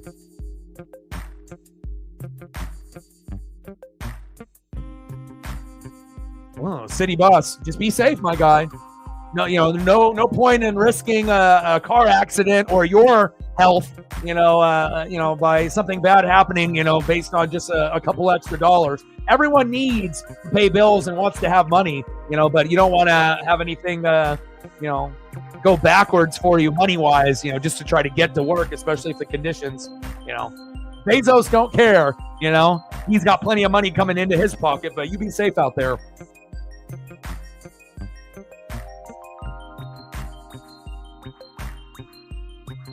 Yeah, but when they were they would normally have a team or two, Florida State and Clemson, and that's it, But again, things have changed now with the college football, playoff, the NIL, and if you notice, when teams started paying players, right, legally, right, everything became even. Why do you think Nick Saban left? Because him and Georgia were paying players illegally. All schools do it, but they were really doing it. Right. And then now everyone is caught up and now everyone's paying legally and there's no advantage anymore. That's why there was such an advantage for Georgia and Bama, because obviously they were getting the most 5-star recruits and they were doing the more questionable things, And it's like, if you got 50 NFL players on your roster compared to everyone else having 15 or less, how do you win? And the answer is you don't. And that's why Georgia and Bama were so dominant. It also helps when you have the coaching that you have. But look at Georgia. Kirby Smart is still there, but could they get it done? No. So it shows you, man, the landscape of college football is changing dramatically. And again, will the SEC, be what they were when Bama and Georgia were kings again in the future? Maybe. You have Georgia still, you have Bama, right? But you don't have Saban anymore, so they're not going to be the same.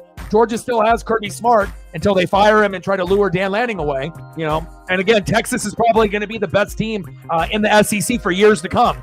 Even if Quinn Ewers leaves to Ohio State next year, they got Arch Manning. So, and Texas recruits very, very well. So that'll be the new king of the SEC. But again, who else is going to follow their lead? That's a big question mark. If Georgia's the second best, they can't be, doing what they did this year. Facts. 10-3, Nittany Lions. Notre Dame is still in it. Virginia Tech, yeah, with Michael Vick. Yeah.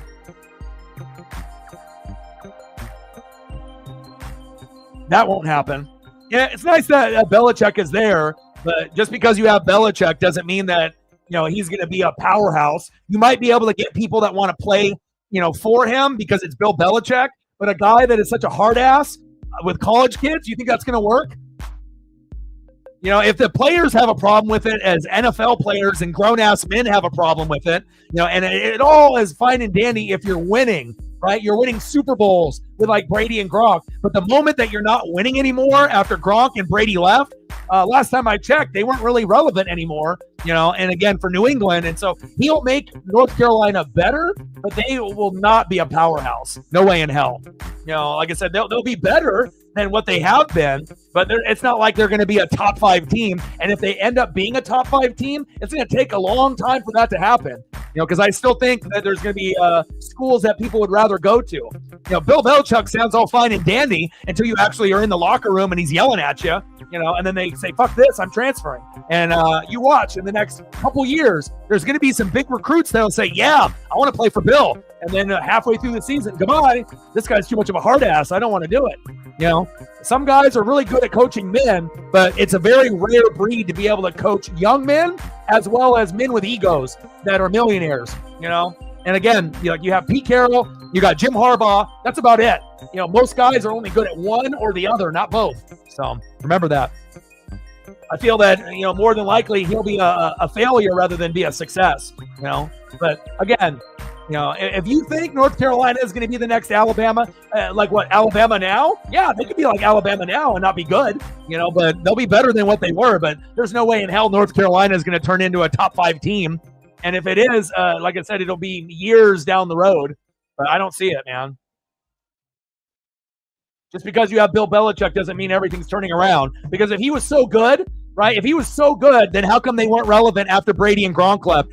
He doesn't know how to evaluate players. He's really good at defense, but he doesn't know how to pick quarterbacks. That was very evident. He doesn't know how to draft. So it's like you can be good at certain things. That doesn't mean you're going to be good at everything. Especially evaluating talent. You might be able to evaluate defensive talent because you're a D coordinator and a head coach, but you clearly couldn't draft or break down offense. He was terrible at it. So I wish Bill the best of luck, but I don't think it's going to work. He'll get fired sooner than later. He would be better off going to the NFL.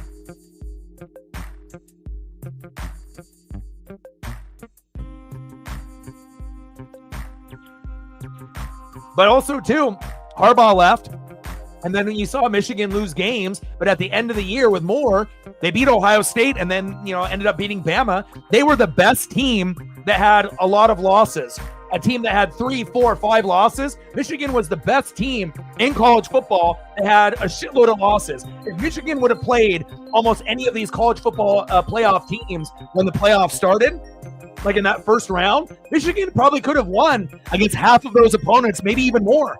I'm not saying that Michigan would have been able to go to this point, but again, it's not necessarily who you play, it's when you play them. Zay in the building, what's good? STL with a $5. He's snowing outside. I'm going to make that money so I can donate more to NWSF and my dog. Oh, doggy dog. I appreciate you. Stacks on stacks, racks on racks. Little Cactus Jack, bang, bang. STL needs to walk in the snow because he wants to dono more to the channel. I appreciate you. What do you want to do for photos before you walk in there? Zay in the building. What's good?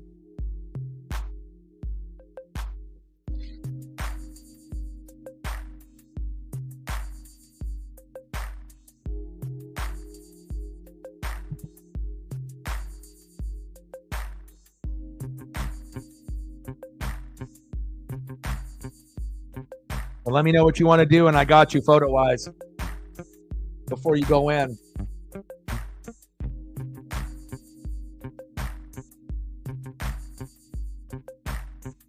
Yeah, it's kind of a harsh reality when you have this fantastic season, and then you play against a team that you feel that you match up with really well. But again, just like Oregon with Ohio State, it's like we were able to skate by in the regular season, have some really good wins against Ohio State and Michigan and Penn State in the Big Ten championship. But at some point or another, if you play against a team that's got more NFL players than you and they're really, really good, like first-round players, like Penn State's got 2 guys that are going to get drafted in the first 10 picks probably, and Notre Dame doesn't have anything like that, at some point you get exposed. The game is still close, and it can go either way, but just the simple fact that your best player, Jeremiah Love, is not 100%, your quarterback is injured, your offensive line is banged up, it's not ideal. The defense has done a great job up to this point, but again, how long before they crack?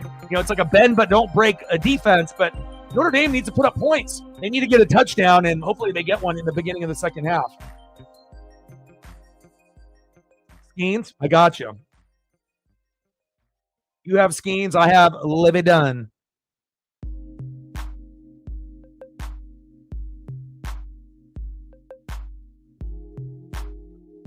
Is it baseball season yet? I'm itching for baseball and NASCAR.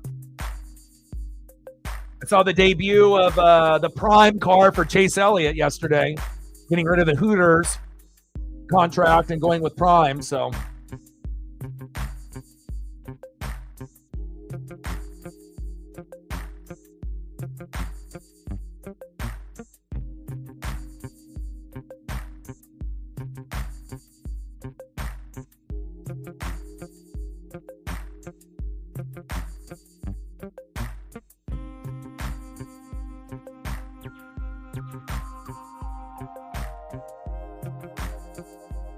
yeah.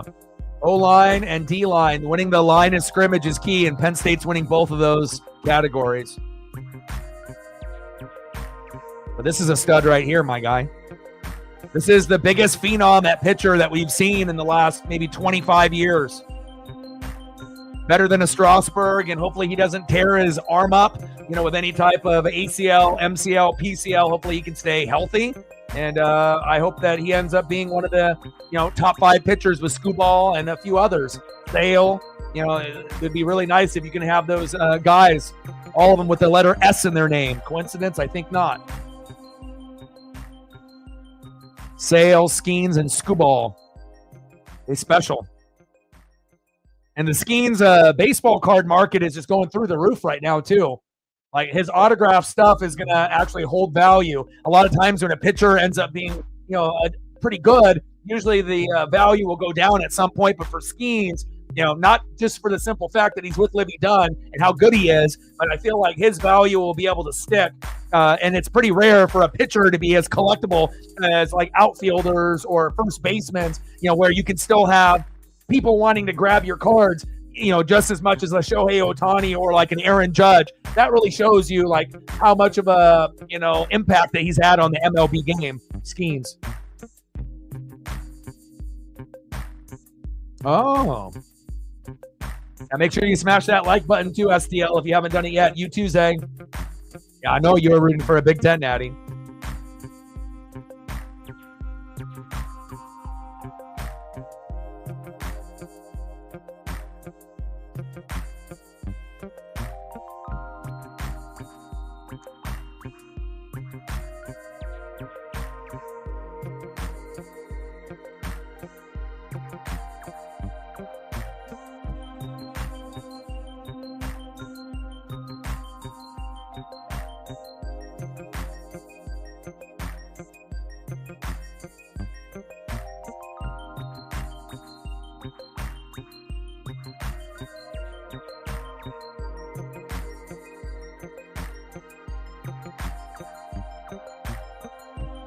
Still not over yet. At least you're not in the position that I was in where the game was over by the first quarter. Like, you're only down 7. So with all that adversity and all that shit that happened, we've seen Notre Dame recover, but again, it's, at some point, the big play from Tyler Warren, the big play from Abdul Carter, you have to get to Drew Aller. If you can't get to him, the game is over. You have to be able to try to fight back a little bit with the line of scrimmage. But right now, the line of scrimmage is being won by Penn State. But again, you're only down 7. You're still in it. So anything could happen.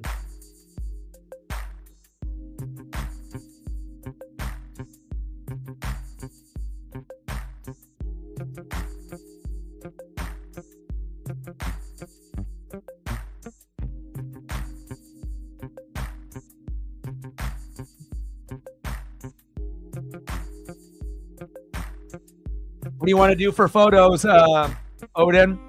For good luck. You want some Lou Holtz? Do we want to go to Joe Montana? Do we want to go through like Jerome Bettis? Do we want to go some old school? We need to tap into the old school. Raheem Ishmael.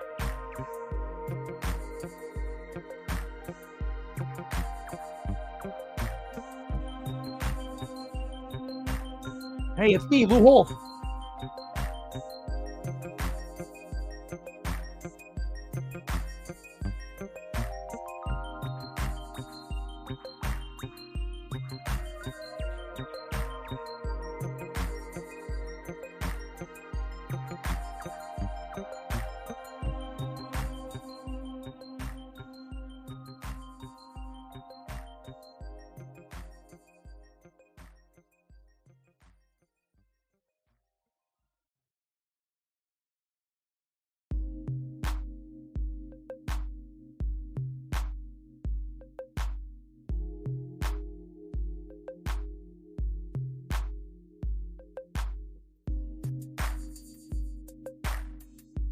Lou Holtz, Jerome Bettis, Joe Montana,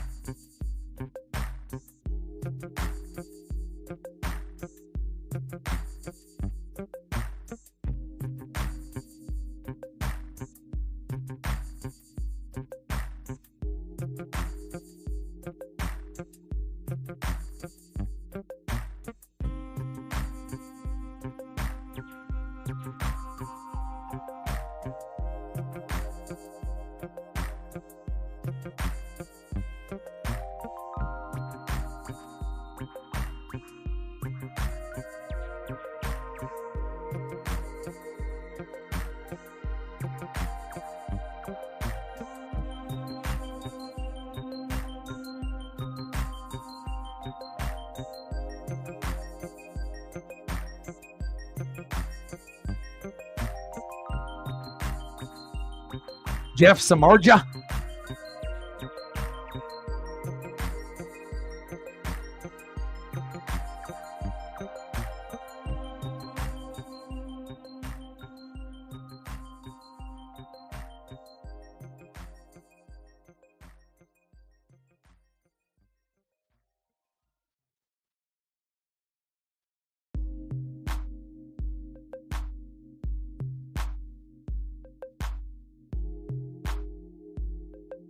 Yeah, unfortunately, a lot of the Joe Montana stuff, it doesn't come through.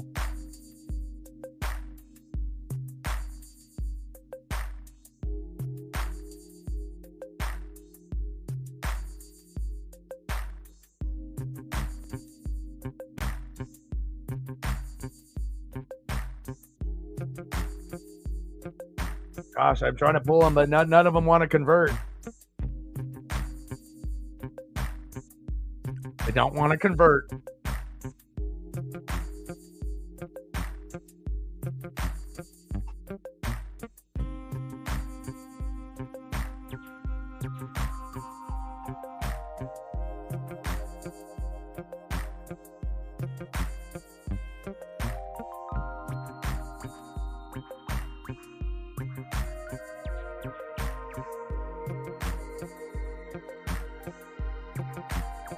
Tim Brown. Maybe I'll get a Tim. Maybe.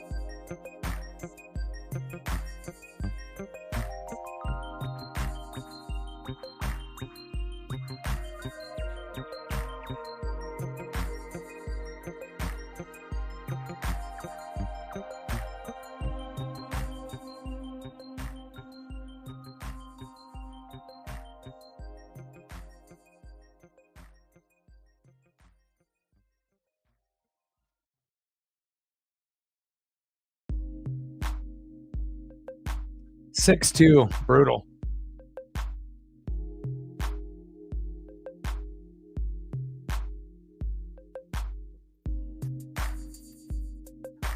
Tim Brown, he's a legend. He's an icon. I mean, look at the wide receivers even look huge with those shoulder pads back in the day.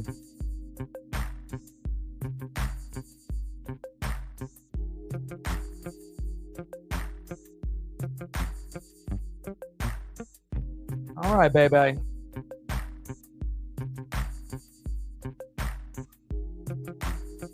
(10-3) Penn State. Notre Dame getting beat up a little bit in this game, but they have a chance. And hopefully we're going to see Riley Leonard back. But if not, the backup looked pretty good. You know, it's just, again, a little one-dimensional now because if you can't run the football and you got your backup in there and you got a couple injured offensive linemen, not ideal, but I've seen the Fighting Irish, do similar things, and still find a way to come back and win. But, it's going to take a hell of a lot to be able to win this game. And, they're definitely at a disadvantage right now, but it's not over.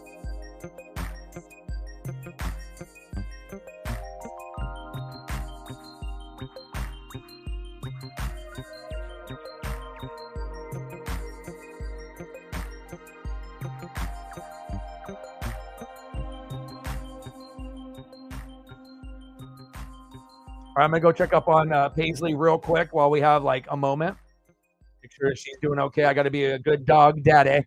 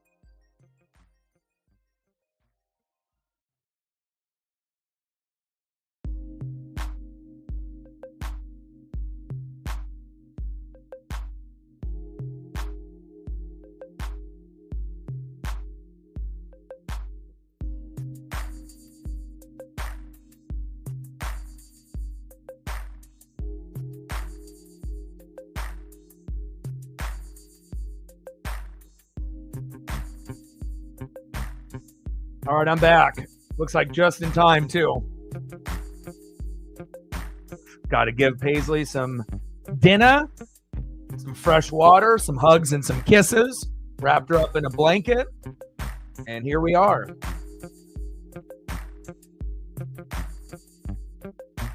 All right, 64 to go. Let's get there, baby. Let's keep track of those likes and then the donos. Captain's got the likes. Sarah's got the dono train. And we got a 10-3 game. Riley Leonard is out. Okay, let's go. Let's go, baby. Fight through the injury. And they're going to need Leonard and Love to be able to make plays if they have any chance in this.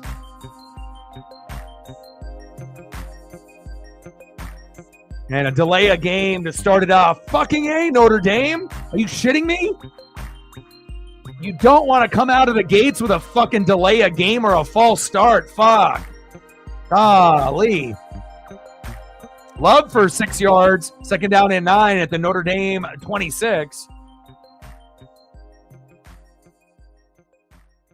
Uncharacteristic type of things here happening in Notre Dame. I mean, this is a big moment.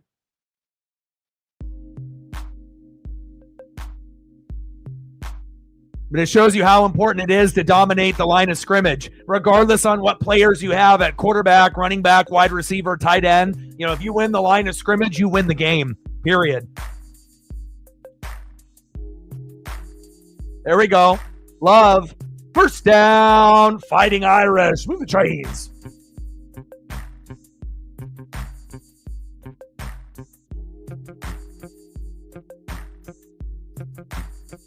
Ooh. There you go. Okay. Nice. Maybe they shot up Leonard and Love. You know, they like, give it to me. Give me everything. You know, whatever they need. You know, supplements, a shot, you know, pain medication, whatever the fuck they need. Let them go. Again, I mean, if we can get some production out of both of those guys, definitely will give them a better chance in this. Handoff up the middle. There we go. I like that. There we go, Jeremiah Love. And of course, you know, when you have your best player not playing, kind of hard to be able to keep up with a team like Penn State that's got Abdul Carter and, you know, Tyler Warren. You know, they need their OG guy. They need their best player to be able to step up and make plays. We didn't really see too much out of him because he's hurt, but he's fighting through the pain. And again, a couple consecutive first downs, moving the chains. Much better looking offense with Love carrying the load. Good defense there by Penn State. First down, Irish. And again, I want to be able to see another tight end lined up to chip Abdul Carter, because again, if he's going to line up against the tight end all day, that's going to be rough. Uh-oh, pass complete to Aeneas Williams. Woo! Let's go! Woo! Woo! Woo! Let's go, baby! I told you that Lou Holtz would fucking work. I told you that Lou Holtz would work. There we go. Woo! Yes! Yes, sir. There we go. Must be the luck of the Irish. Let's go, baby. Keep giving it to Aeneas Williams, baby. He's the key. Jeremiah Love, you know, he's a guy that's, you know, injured and whatnot. Keep going to Williams. Williams. And then he'll turn into fucking Ricky Williams. Let's go. Let's go. First and goal. Woo! Here we go, baby.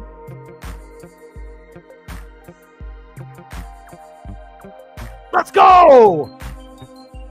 I'm telling you, you know, it's those halftime adjustments, and sometimes you just need to make one play to open it up, to keep the defense on their heels a little bit, and they're about to score a touchdown, baby. Let's go. Let's tie this thing up. Getting that field goal with the backup quarterback was huge, and now we can see if Aeneas Williams can help them get into the fucking end zone. Leonard. And I don't like Leonard running it right up the gut. If you're going to run, do like a bootleg.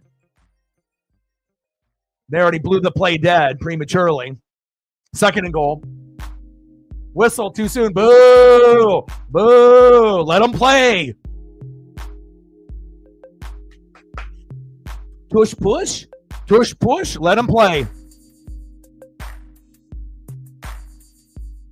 And good thing that Leonard is out there playing through the pain as well, because the backup quarterback probably would have been able to make that throw to Williams. I mean, maybe, a throw half of that distance, but, probably not 30, 40-yard throw.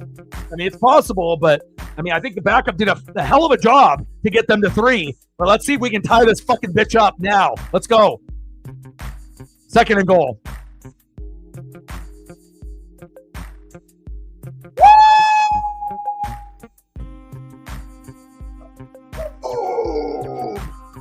Let's go! Let's go! Using your legs. Riley Leonard, okay? We said that at the very beginning of the broadcast. If he uses his legs, that could be the difference between winning or losing the game. He's injured. He doesn't feel good. Probably has COVID or the flu. Fuck it. Run with your legs. Touchdown, Irish. Extra point is up and good. 10-10, baby. Woo! Let's go. Looks like your dono's worked, Odin. Sports gods, they know. They know what's up. They know what's up, baby. Okay. Sometimes that's all you need is a little dono. And then the sports gods, they return the favor. Let's go. We have ourselves a game, baby. Yes. And that's exactly what we needed. Sometimes you just got to talk it out, the scenarios. Okay, we're down 10-0. Okay, we're getting our ass kicked. Our quarterback's hurt. Jeremiah Love is injured. Our offensive line got 2 guys banged up, but our defense has played pretty good, holding Penn State to only 10. But then you also had the bad interception early on by Riley Leonard. But then the backup comes in, ends up getting some good first downs. You got 3. And again, 3 isn't everything. But when you're down 10-0, you'll take 10-3. You get the ball in the second half. Boom, shakalaka, Aeneas Williams. Boom, boom, boom, Riley Leonard. And now we have a tie game with all of the momentum and Uncle Mo sitting on the sideline for Notre Dame. Let's go. Ooh, ooh, ooh. Must be the luck of the Irish. Let's go, baby. Hell yeah. And we just want to see a good game, right? We just want to see something close. We don't want blowouts. We don't want to see Ohio State, Oregon, right? I mean, obviously, Ohio State fans love that, but again, I'm not going to let that ruin my 2025 just because Oregon got beat up. It just shows you that we weren't good enough yet, right? And I went through the list on how long it typically takes, coaches to be able to win. It's usually elite coaches. They don't win their first natty until year 6 through 12. Dan Lanning's in year number 3. So, again, I hope that we don't have dramatic losses like we had at Ohio State for 2 or 3 more years. But that's what I might have to suffer before we actually get over the hump. And, the more 5-star guys that we can get to come to Oregon, the better that we're going to be. But we definitely need 5-star running back, 5-star receivers, and, again, hopefully we can get some good defensive pieces as well. But Notre Dame, I see you. You got a lot of grit. If this was Brian Kelly's team, there's no way in hell you win. Marcus Freeman is the best part about this Notre Dame Fighting Irish team, and this won't be the last time that we see the Irish in the college football playoff. Let's go, baby. I love it. But again, you need your stars to be able to step up in big moments. And, wow, what a job. I see you.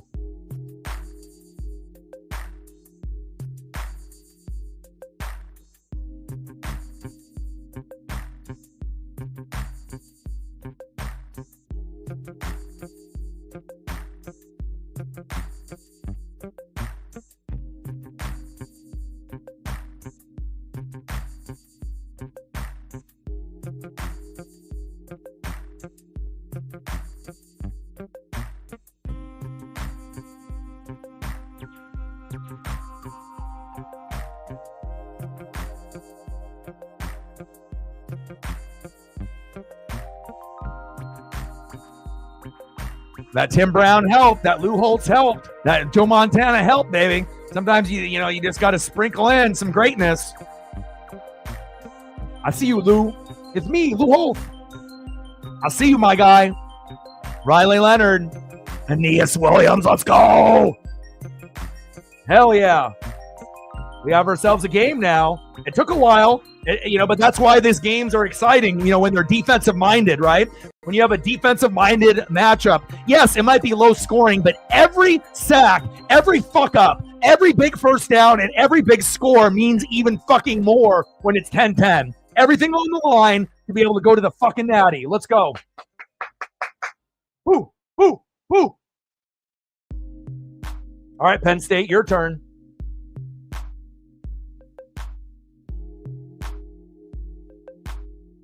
Let's go, baby.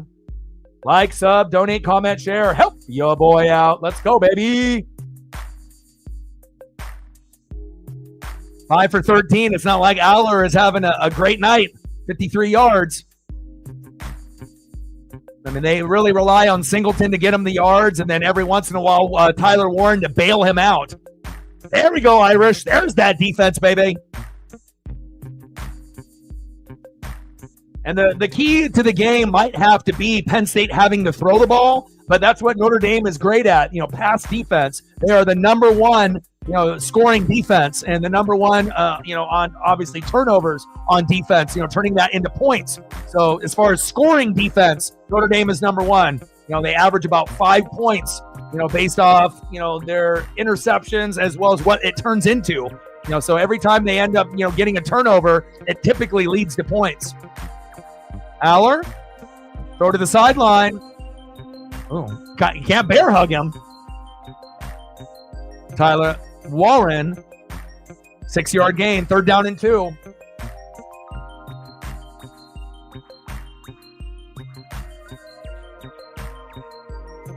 Brock Bowers 2.0. If you're a team that doesn't have a tight end, he's definitely going to be a guy that can change a team. He can be like a Taysom Hill. You can put him anywhere. Wide receiver, tight end, running back, fullback. Hell, he can even play offensive line.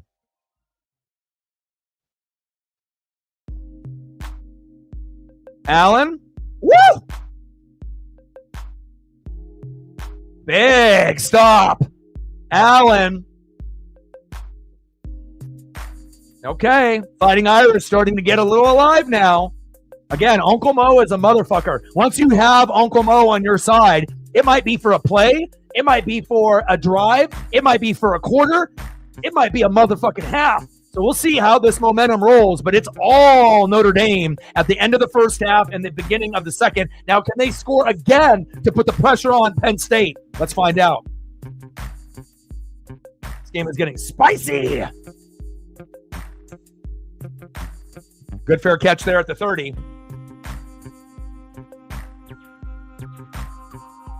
Great time of year with the college football playoff as well as the NFL playoffs. Got to soak it all in, because pretty soon it'll all be over, and then I'll transition into more WWE, more NASCAR, and then we'll have March Madness, and then we have baseball. So we got a little ways before we get into that. We want to soak in all of this college football as well as the NFL playoffs. Yeah, great stuff. And again, if you don't have the players to do that, Penn State could have went all the way down the field and scored, and then, the momentum goes back to Penn State. But again, Notre Dame is known for their defense, not as much as their offense, but their offense stepped up big, and the defense stepped up in return. Now let's see if the offense can do it again with Aeneas Williams and Riley Leonard. And again, obviously, getting your running back some touches as well will be key. Jeremiah Love, baby. Because if Jeremiah Love wasn't able to get some of those first downs, maybe that big play doesn't happen to Aeneas Williams.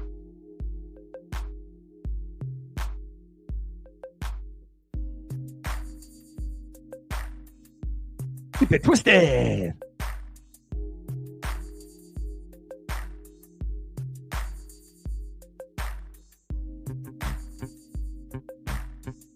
Let's go, baby. Let's go, Jeremiah Love. Dig deep, my guy.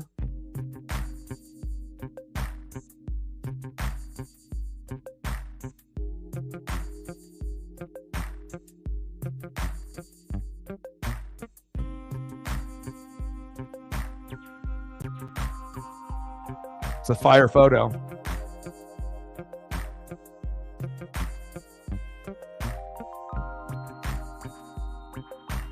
Jeremiah Love always hurdling it in the air.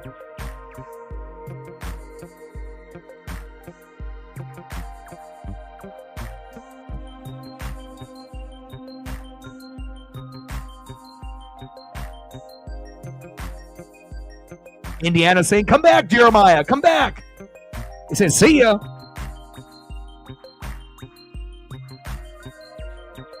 You know, even though Oregon got eliminated and, you know, my fantasy team this year was terrible, and, you know, Oregon ended up having a great regular season, and then we ended up getting our ass kicked by Ohio State. This has been a very exciting year with all the bad things that have happened to me. Like, I'm not going to let that ruin, you know, my college football experience or the NFL experience, but, man, college football has been great this year.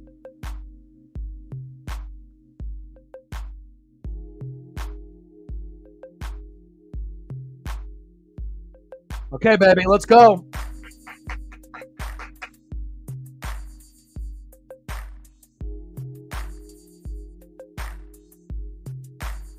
Well, Ohio State right now looks like they're the best team out of the 4 teams left based on how they played Tennessee, how they played Oregon, and just the players that they have. You know, top-tier talent like Jeremiah Smith. I mean, that's a guy that can take over a game by himself. And as good as Notre Dame's secondary is, they don't have anybody that can cover, you know, Jeremiah Smith. Let's be honest. Jeremiah Smith is uncoverable. He's like a Jay Jetta or a Jamar Chase. Like, he literally is a player that would be picked first round this year, and he's a freshman. He's not even eligible. So he's got to play a couple more years before he comes out. Hell, he might be the first pick in the draft in like 3 years. He's that good.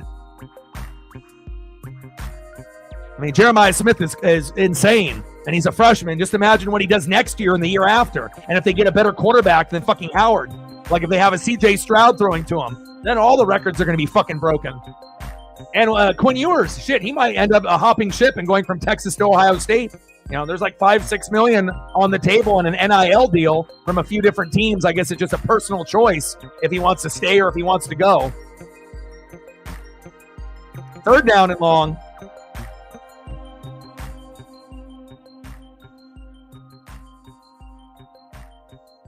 Price run of a loss of 1. Got to be better than that. All right, take care, Megan. If you drop off, I'll still be here for a while. And Penn State way too fast, sideline to sideline for a play like that. Abdul Carter.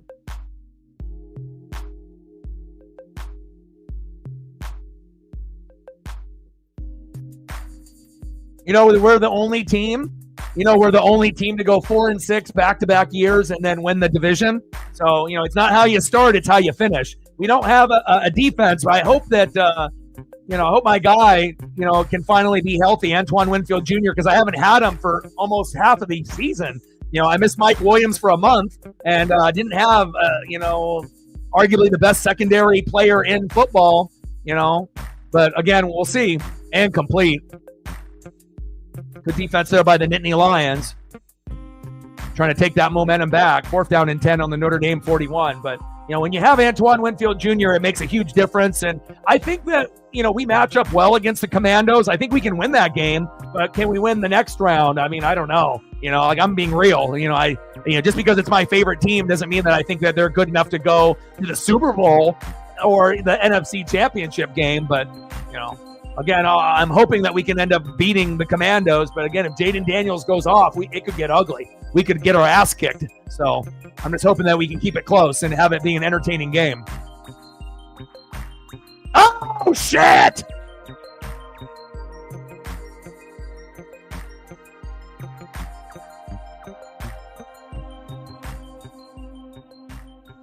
What a hit!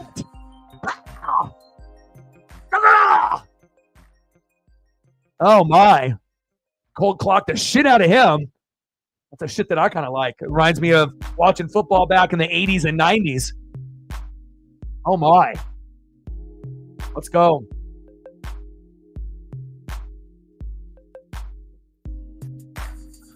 Oh, baby. I'm glad that Notre Dame fought back. You know, being down 10-0, not a lot of teams would be able to, you know, tie it back up with all the things that have happened to them. But again, they're resilient. They got a great coach, right? So we'll see what Marcus Freeman can do. We'll see if Penn State can answer now with Tyler Warren and Drew Alla. Let's go, baby.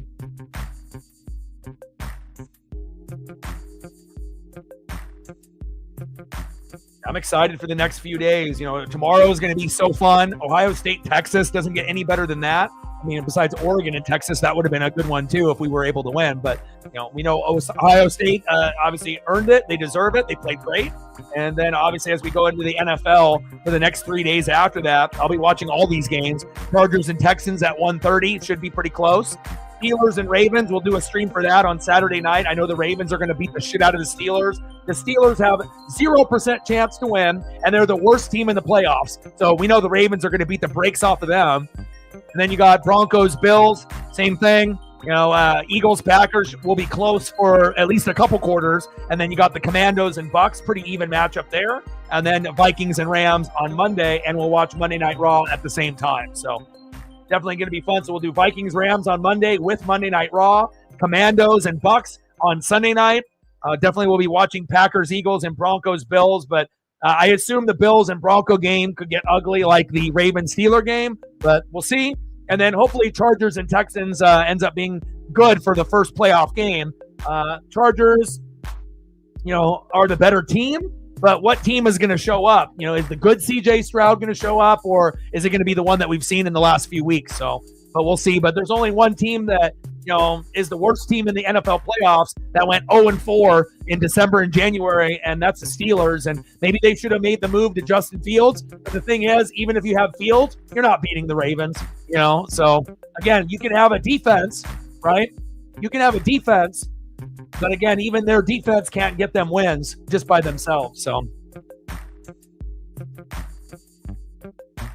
let's go, baby.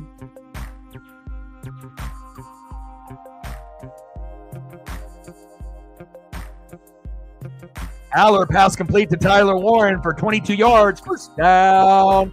Penn State. Nittany Lions. Move the chains.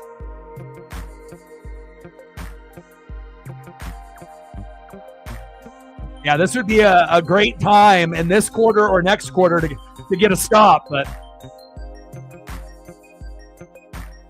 if you're going to bring the all-out blitz, you better make sure you got your guys covered. But let's be honest, Tyler Warren one-on-one is a disadvantage for anyone that's guarding him. I don't know if there is anybody that can match up with him one-on-one. He's that good, just like Brock Bowers was on Georgia. I don't think there's any linebacker in the country that can match up, or even a safety or corner that's big that can match up with Tyler Warren. The guy is a freak.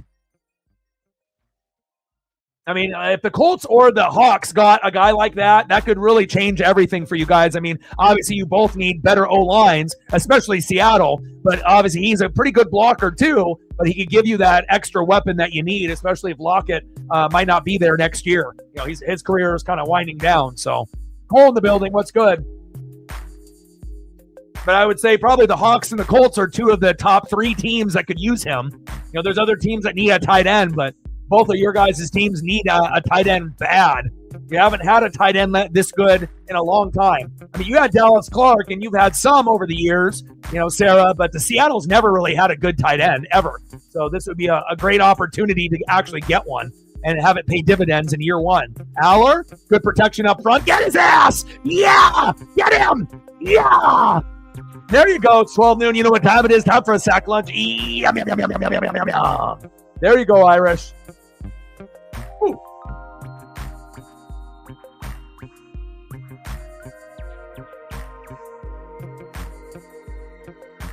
That's fucking nicey. First sack of the night. Need more than that.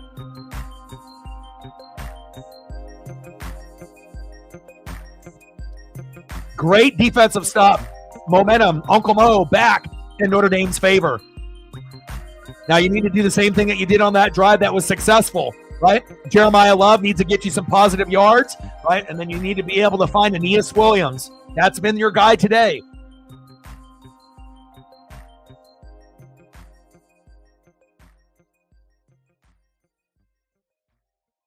Let's go, baby. Riley Leonard, Jeremiah Love, Aeneas Williams, the trifecta.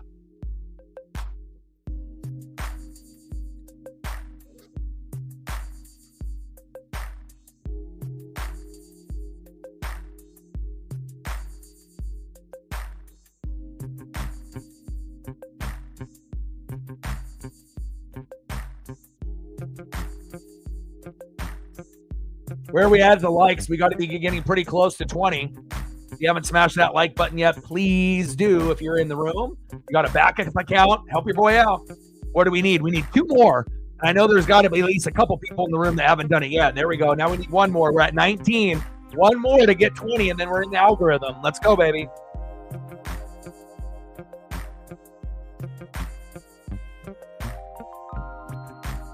Let's go, baby. Shit, I know some of y'all got multiple accounts. Let's go, baby. 10-10. It's low scoring, but again, it's fun. Again, when it was 10-0, maybe not so much fun for Odin and all the Notre Dame fans, but you just had to have that belief, with that good defense that, eventually something was going to, good was going to happen. It took a long time, all the way to the end of the first half to get fucking 3 when you're down 10-0. Not very Notre Dame-like. Notre Dame is usually ahead. They're not usually down. So it's, kind of a new thing for them. But they knew this was not going to be easy. This was going to be a goddamn slugfest and a fucking dogfight, right?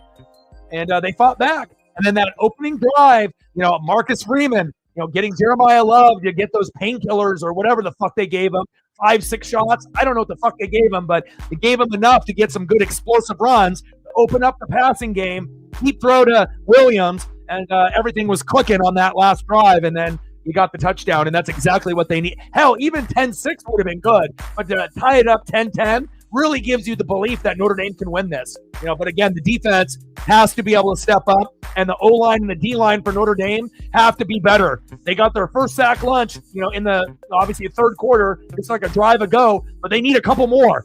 And if you can get more pressure on Aller, that's going to lead to a victory in this game. But again, you're going to need at least 1 or 2 more sack lunches and maybe a tip pass that could lead to an interception. They just need more pressure on Aller. Easier said than done, obviously, with the injuries they've had up front. The O-line and D-line have been won by Penn State up to this point, but you feel like Notre Dame is starting to even it up a little bit with that first sack lunch, and hopefully that'll lead to another and another and another. Another one. Let's go.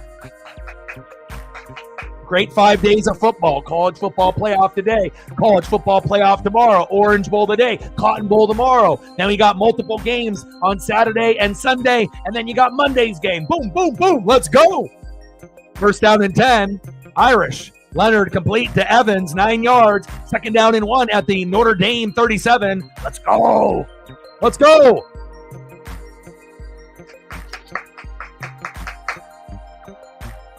$64 to go. Let's go, baby. 64 to go. Baseball, April. NASCAR, February. I mean, those are the next things lined up. So you got NASCAR in February, and then you got your F1 around that time, March Madness, and then baseball in April. And then we'll be doing Mariners and other games from April, hopefully until October, until football lines up again. But my goal is to do 150-plus games of the Mariners out of 162, which no other YouTuber is doing. So I got to be able to establish myself as Mr. Seattle Mariners and Mr. Oregon Ducks, as well as many other things.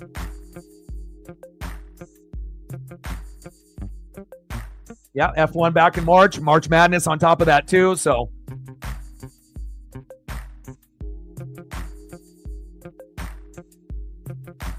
Leonard run for no gain. Third down and 1. Play calling is going to be very, very critical here, too, here in the third and fourth quarter, especially with the, everything magnified now with it being 10-10. So, every false snap, a false start, illegal motion, every, self-inflicted wound, everything is, more important now. Everything is bigger, especially when you're down 10 and now you're up 10 and the momentum is in your favor.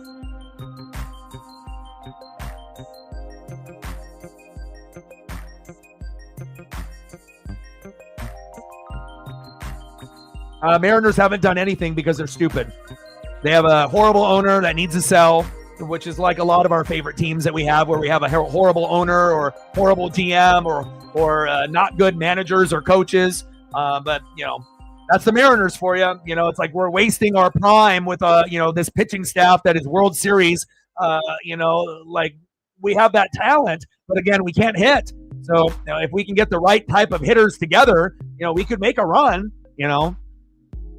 We'll see what happens, but I still got to I still got to ride or die for my Mariners, regardless if, we make a bunch of moves or we don't. I mean, the ownership is terrible. We just have to overachieve.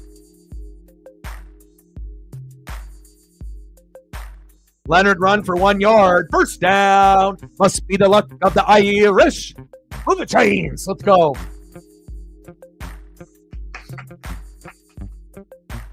And when we do sign somebody, it's not going to be a big name. It's just going to be like a random player, like they always do. They try to get like a good deal off a rando player, but just because that player was good on another team doesn't mean they're going to be good in Seattle. Seattle's a hard ballpark to hit at. And again, we just need to find the right combination. And hopefully, we can, with the pitching staff that we have with Wu and Miller and, Castillo is obviously the worst one, and they might say he's on the trading block, but I don't want to get rid of him for nothing. Again, I would still, I wouldn't mind having him as our 5, but again, that would give an opportunity for someone else to step up if we got rid of him. Oh, 12 noon, you know what time it is? Time for a sack lunch. Yum, yum, yum, yum, yum, yum.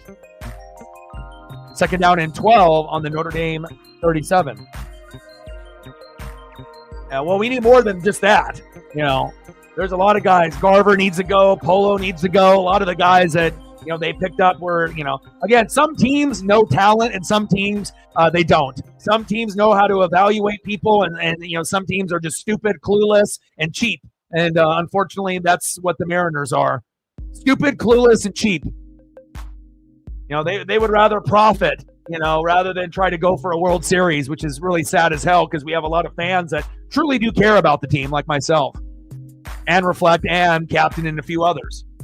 Leonard pass complete to Jaden Greathouse, 18 yards. First down, Irish. Let's go.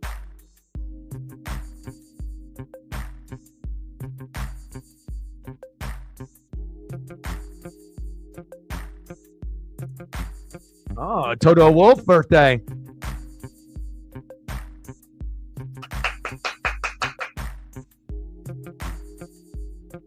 Blue chains. Good catch. It just makes me nervous when Leonard is going to throw, obviously if he throws into double coverage or triple coverage, it's going to be a pick. So you have to be kind of careful. But Greathouse, Williams, they have guys that can make plays. They just need to be able to find those passing lanes. First down and 10. Run it. I'll take that. I'll take that. Leonard run for 5 yards. Use your legs. That's going to be the difference in the game. If he's able to use his legs as a weapon, that could be the difference of winning this game by 3 or losing the game by 3. End of the third quarter. 10-10. This game is knotted up, and Penn State was up 10-0. Notre Dame fought back with all that grit and all that heart. And now anything is possible. The momentum has shifted into Notre Dame's hands, and they haven't lost momentum yet. They had momentum for all the third quarter, the end of the second quarter, and then now going into the fourth quarter. All Notre Dame. Put up your 4s. Let's go. Every big penalty, every first down, and every score is going to be magnified in this fourth quarter. Let's go. It looks like those donos are working pretty good for you, Odin. Let's go, baby.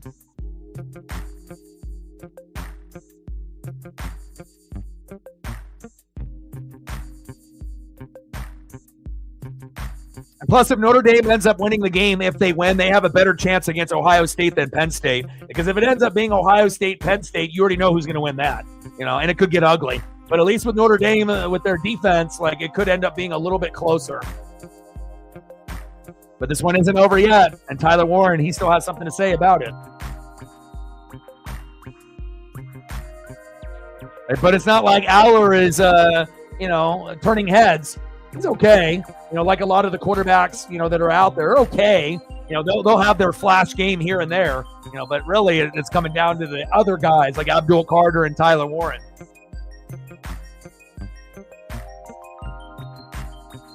Oh, yes. I ended up catching some of that. I'm not really into the NBA, but I keep up with the two teams that have the best records, in basketball. the Cavs in the Eastern Conference, the OKC in the Western Conference, and it went back and forth, and then you guys ended up winning by like 5 or 6 points, right? But I ended up watching a little bit of that, just to kind of keep myself in the loop. Even though I'm not really into the NBA, I still watch the Blazers, watch them lose almost every fucking day, but I still like watching them. And then obviously the two best teams record-wise went at it, and your Cavs ended up getting the dub. All right, we're in the fourth quarter, baby. 10-10. Let's go. Like, sub, donate, comment, share. Help your boy out, baby.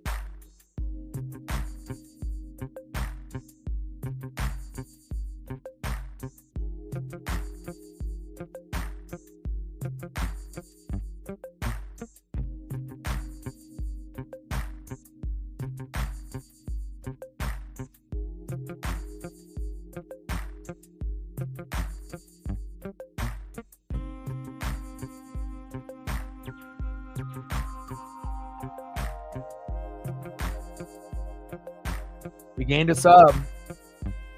Shout out to all the new subs within the new year. 96 to go to 20,800, baby.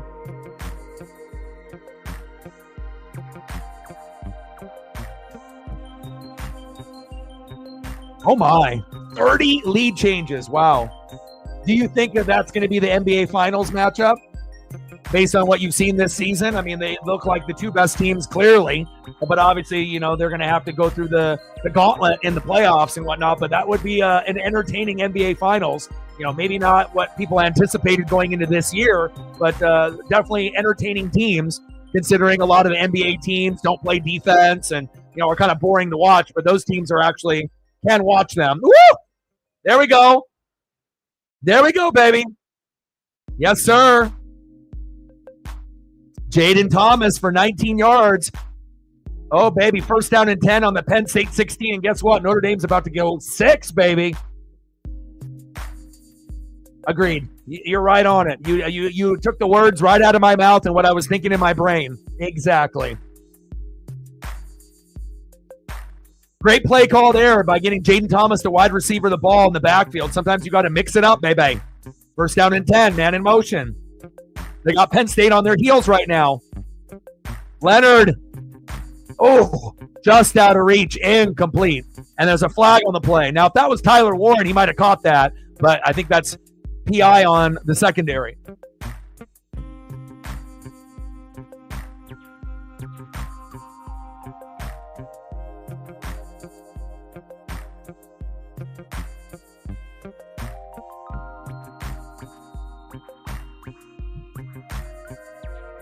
Let's go, baby. Let's go. Little PI, all the momentum. And it shows you, if you believe in yourself, right, and you can get your ass kicked, you can get your ass kicked. But as long as you have a great coach, right, and Notre Dame does, if you had Brian Kelly, there's no way you come back in this game, right? But if you have a great coach that, gives you the belief that, hey, we're still in this. Believe. If I believe, you believe. And look what they've been able to do. 17 unanswered. Touchdown! Notre Dame, Jeremiah Love! Let's go! Woo! Let's go! Let's go! Let's go! Yes, sir! Woo! That's what I'm talking about, baby. That grit, that effort, and that player that was injured. Hey, give me 1 shot. Give me 2 shots. Give me 3 shots. We're not at the bar. Give me all of them, baby. Let's go. And that's what you needed. That's my boy. He says, that's my boy. And who do you need? Riley Leonard, Jeremiah Love, and they're delivering in the second half. Let's go. Let's go. Fuck yeah. It's all about not losing faith. And I know, Odin, in the first half, you were kind of going down that we lost. Right? But then you hit the dono, and then you hit the dono. We did the Lou Holtz. Hi, I'm Lou Holtz, right? And then all of a sudden, Lou Holtz, Tim Brown, Montana, Jerome Bettis. Must be the luck of the Irish. Bang! 17-10 Notre Dame. It's not over yet by any means, but 17 unanswered. Do you think that's luck? Let's go. They got NFL players, right? But you got players that are good. You just need them to play. And look at that grit. Look at that effort for a player that's injured. Said, fuck it. I'm getting in the end zone. No one's going to stop me. Great fucking play, dude. Bye. Goodbye. Goodbye. Hey, that's my dog, Orion, NWFF. My name is Lou Holtz, and I love Notre Dame. Damn right. Let's go. Tell him, Lou. NWFF, Lou Holtz, Notre Dame 17, Penn State 10. Let's go. Fuck yeah. Let's go. And it's funny too, when I was growing up, with the starter jackets and whatnot, I didn't have too many. I had the Charlotte Hornet one. I know a lot of kids wanted that. I definitely had a Charlotte Hornet one. I had a satin Chicago White Sox one for like Bo Jackson and Frank Thomas. But my favorite starter jacket that I own, coincidentally, was a Notre Dame one that I had back in the day. Before, Oregon became Oregon, I watched a lot of Michigan, I watched a lot of Washington, and a lot of Notre Dame. Had sweatshirts of all three of those schools. This was back when I was super young, like in the 80s, early 90s, like young, O-dog, like, playing tackle football with friends, and I needed a sweatshirt to wear, but that was probably my favorite starter jacket out of all the jackets that I had, the Notre Dame one. 17-10, Irish. Let's go.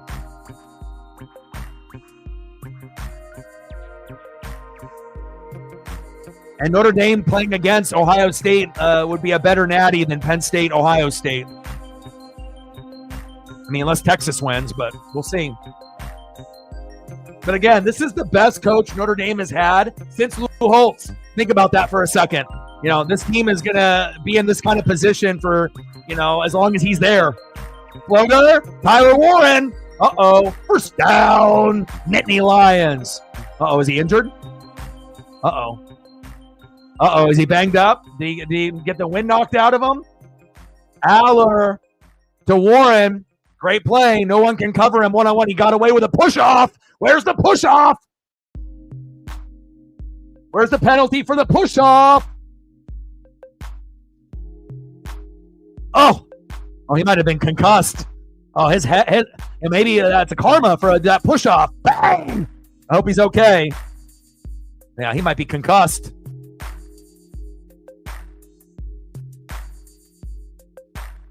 All right, take care. But honestly, even if Warren had a concussion, you think that he would go out? Fuck no. He's going to play the rest of the game, or he's going to try to, regardless if he has got a concussion or not, and he's going to try to get out there. Because if he doesn't come back in the game, Notre Dame wins. Oh, little flip? Yeah! Look at that defense by the Irish. And we remember the Irish when they had Manti Te'o and they had that flying around defense, right? And they were able to get really far, but they weren't able to win it all. But again, you can see the speed and the athleticism out of this Irish defense this year. I know, I was thinking about that too. Got to be careful though, because if you don't time it right, it can be picked. Aller, run for 9 yards. He says, I'm going to use my legs, bitches. First down, Nittany Lions. Good effort there by Drew Alla.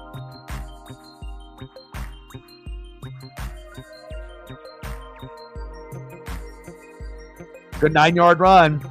He's going to have to use his legs as well.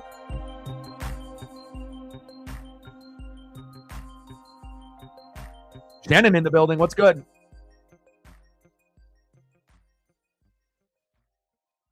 Now they got the Notre Dame defense reeling here a little bit. Penn State saying, hey, we got an offense too. We're not going to just give up 17 unanswered and not score at least something. But if you're Notre Dame here, you want to try to hold them to 3 or nothing. Wide open. Out of coverage there. Big play by Penn State. First down. Nittany Lions. Who the chains? Alla. Jenkins. Now you got to settle in. Tyler Warren is playing with half a brain right now, CTE, but they said, fuck it. If he doesn't come back in the game, we lose. He said, fuck it. If your brain's half working, who cares? Just catch the ball, get in the fucking end zone. Because even if he did have a concussion, you're like, he's fucking going out. You're right. Shotgun set. Handoff. Good run there by Penn State. Allen run for 10 yards. First and goal, Nittany Lions. Now they have to settle in. Settle in. Yeah, another hold by Penn State not called. That's 2 now that have been blatant. Where are the refs? Hello? Hello? Hello? Hello? Jesus Christ. Can we call the game fairly, please? Penn State with 2 big holds not called. Boo. Handoff. Where are you going? Nowhere. Sit down. Second and goal on the Notre Dame 8.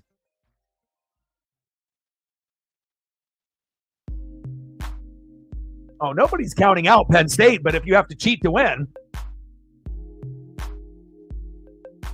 Touchdown, Nittany Lions. Singleton, 7 yards, 17-16. Everyone knew this was going to be a slugfest, but if you're up 10-0, right, you should win, right? And then you let Notre Dame score 17 unanswered, so it's about damn time that you fucking scored in the second half.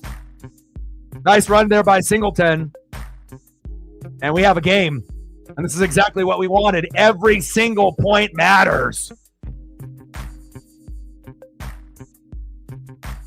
But if the penalty was called, do they actually score a touchdown here? Probably not. Let's be real.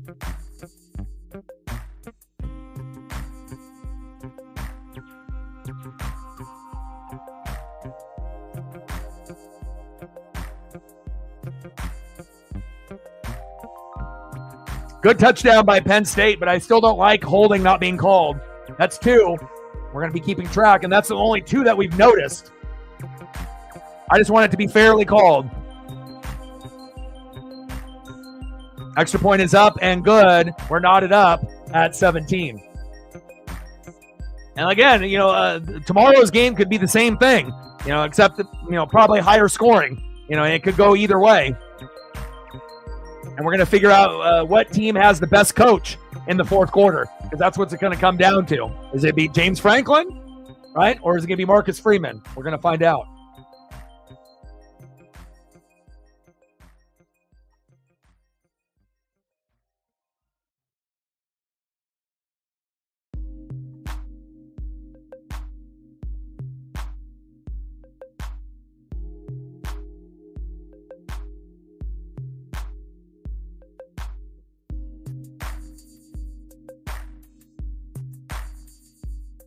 But I'm glad it's not a blowout.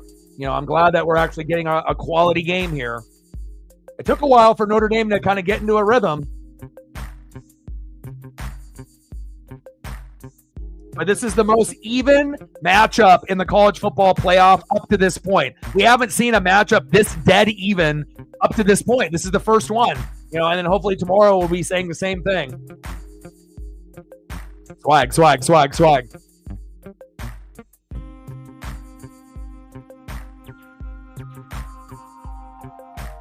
Yeah, or getting to the quarterback, and that's something they normally do. But again, we have 10 minutes left for that big play to happen, and it could come down to whoever has the ball last wins. And Dizzy, you might be correct. It could be an overtime game, very possible. What do you think, Lou? You think it'll be overtime? Yeah, though, dog, it could be overtime. Could be. I'm Lou Hoth. I'm the best.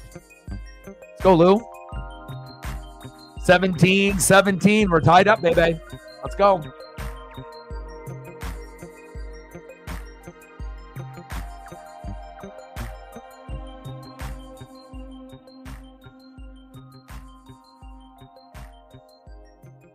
Did we hit 20 yet? We had to have hit 20. If you haven't smashed that like button yet, please do. Dizzy, you smashed that like button for your boy yet? We're trying to get into the algorithm here. Where are we at? Did we get there yet? We had to have gotten there, have we? Are we still 1 away? There we go. Now we're at 20. Now we're cooking. Let's go, baby. Thank you so much. Shout out to all the new subs from tonight's show, as well as getting to that first goal. Now we're trying to get on to the dono goal, baby. 17 all. Let's go.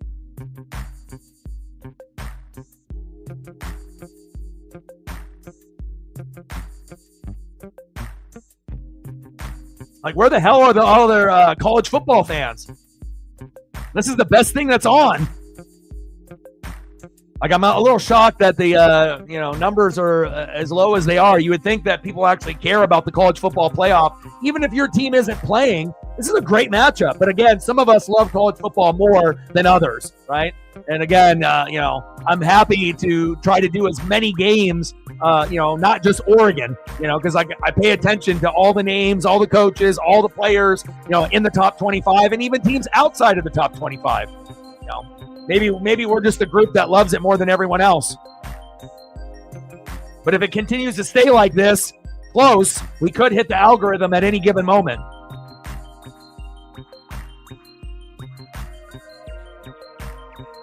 Intercepted. Leonard again. Fuck. Are you kidding me?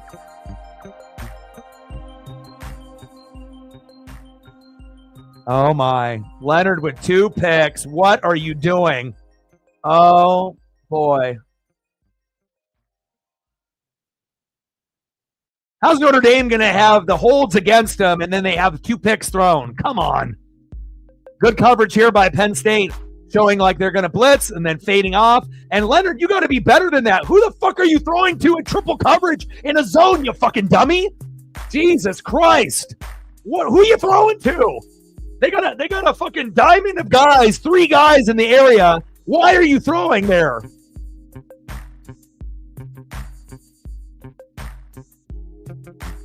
Terrible throw by Leonard. That's a second horrible throw for him. What are you fucking doing?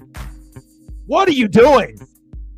Now the defense has to bail him out again. Let's see if they can do it. Penn State with the momentum. Shotgun set, hand off.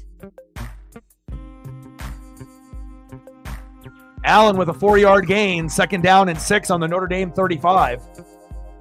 Oh, Jesus Christ. I mean, if you make one more mistake, that might be it. That we'll see if this one hurts you or not. We'll see if they get 3 or 6 out of it, but fuck, man. You fought so hard to get to this point. That's the last thing that you needed. The fuck are you doing, Riley Leonard? Jesus Christ. Aller. Incomplete. 3rd down and 5. Hopefully they can, get a 3 and out for Odin's son sanity and every Notre Dame fan sanity. I mean, you threw into double coverage the first time in the first half. That one was even worse. You threw into a fucking diamond. Aller run for 11 yards, doing his best impression of Riley Leonard. First down, Nittany Lions. Move the chains.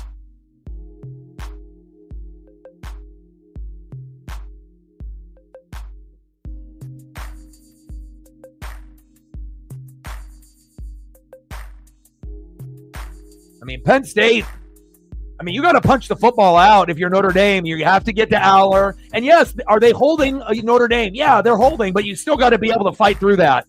Obviously they haven't called it all game, right? What are you going to do? And that was just a good pickup on the blitz there. And then good awareness by Aller, seeing the blitz coming. Good, obviously, shed right there, by the running back to be able to pick up that blitz. Good awareness by the Nittany Lions. First down and 10.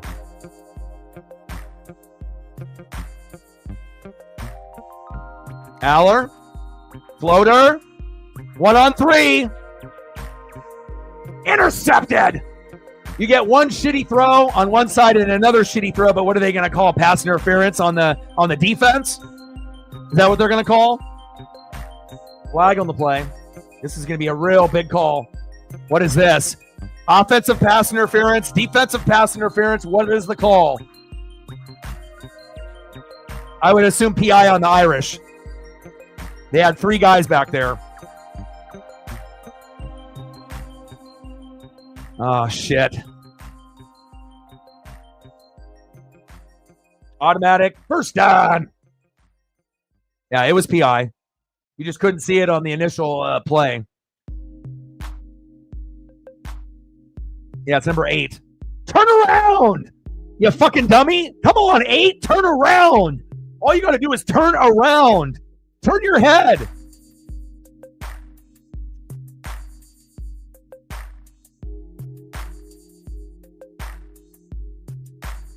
Fuck. And you know Penn State's going to score a touchdown here. It's inevitable. All the momentum in their favor. You know. Aller, Singleton, you know, Warren. The momentum is too much at this point. Where now they're going to be down 7. Okay. Now Notre Dame hopefully can answer back. But again, every penalty is magnified. Now you got people throwing beer cans out there, beer bottles, Michelob Ultra. Watch out. Yeah, holding them to 3 would be key, but I don't think that you're going to be able to hold them to 3 here. They have the defense on their heels. Wishful thinking, but I don't know. I don't see it happening. Not when you're this close after the PI. If you were at the 15-yard line, maybe, but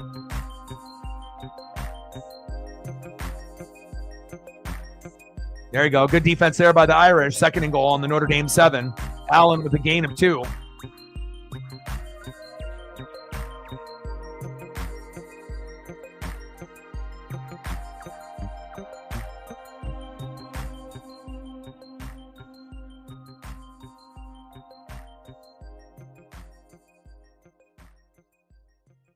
Yeah, I would assume they would run the football. Why throw the ball? And if, you know, there's no point.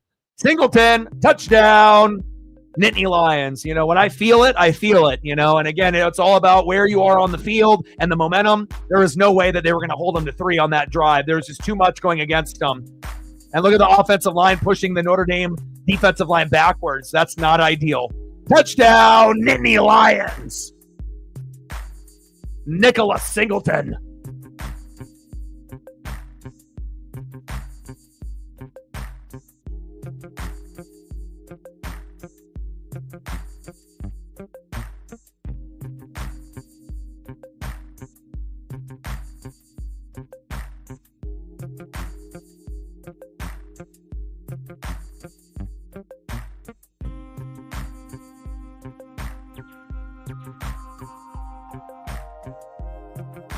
Singleton is pretty good. Offensive line is doing a great job for Penn State. Left-footed kicker, extra point is up and good. 24-17 Penn State. It's not over yet. But again, Notre Dame, got to fight. You got to dig deep. Everything going against you. You're down 10-0. You're not getting the holding calls, right? You got bad throws by your quarterback. You got to dig deep and find a way. Can't throw any more interceptions. You can't have any fumbles. And we'll see if he can find a way to tie it up. Could be overtime if that happens. What a game.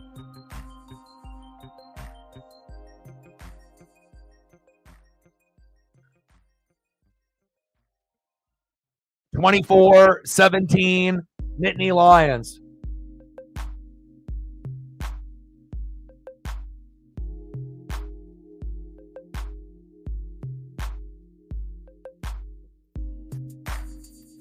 Oh my.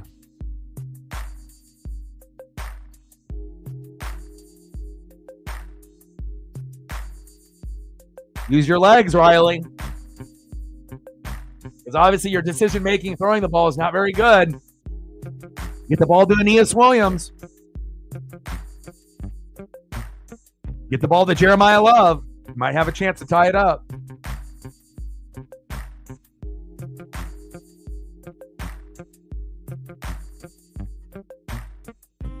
Oh, you're not going to go for 2. Even if you ended up holding on to the ball for like a 7-minute drive, there's just no way. You know, you're going to have to go to OT. And then Penn State will try to be able to get a field goal to win 27-24 in regulation if possible. But yeah, there's not going to be enough time left to get to a point where there's like 10 seconds left. You know, I don't think you're going to have a 7-minute and 45-second drive, you know. And then if you went for 2 and didn't get it and you lose, they would be criticized forever, losing 24-23. You wouldn't want that to happen. You'll go into OT and take your chances.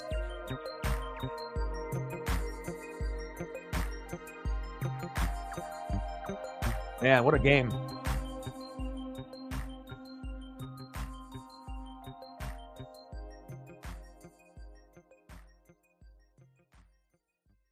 But these are the type of games, that you dream about, that you hope that there's not a bunch of just blowouts, that it actually is exciting from beginning to end. And this was the most even matchup up to the college football playoff. All the games that we've watched, it was one-sided, but this is the first time that it literally could go either way. Officiating has definitely been in Penn State's favor, but hopefully Notre Dame can fight that, and we'll see if they can respond, because they're going to need to respond here, at least with a minimum of 3. But again, with only 7:55 left and the defense reeling, if you get it to 24-20, right, you might not be able to stop them, and then the game's over. So it's got to be a touchdown here to tie it up with 7:55 left. Right, Lou? Absolutely.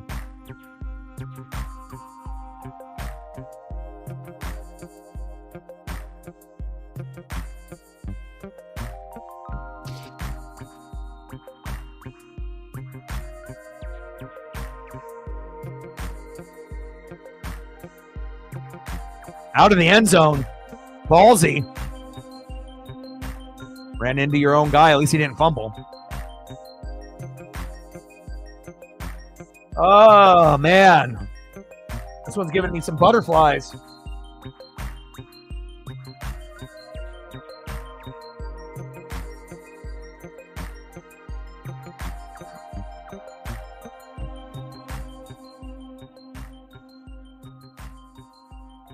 Play calling is going to be very key for Notre Dame here. Leonard running the football at times, not every time. Jeremiah Love getting some first downs to open up for Aeneas Williams. You got to just kind of replicate that first drive that you had in the second half to be able to see if you can move the ball efficiently on this drive, because the momentum has shifted and it's in Penn State's favor. But they can get it back, but we'll see what the play calling looks like in the execution. Big stop there by Penn State. Loss of 4 yards for Price. Second down and 14. Leonard complete to Greathouse for 11 to get some yards back. Third down and 3. It's manageable now. Let's go. Let's go.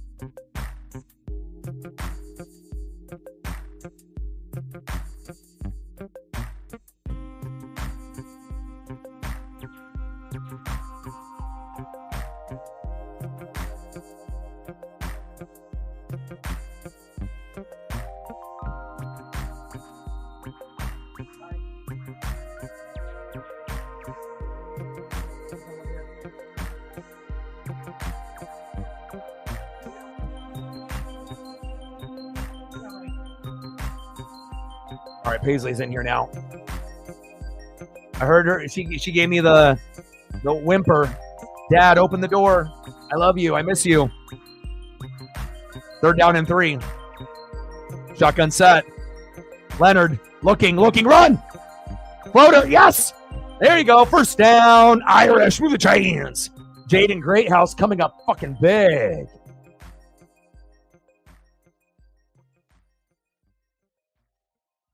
Paisley Pup in the building. Jagusua.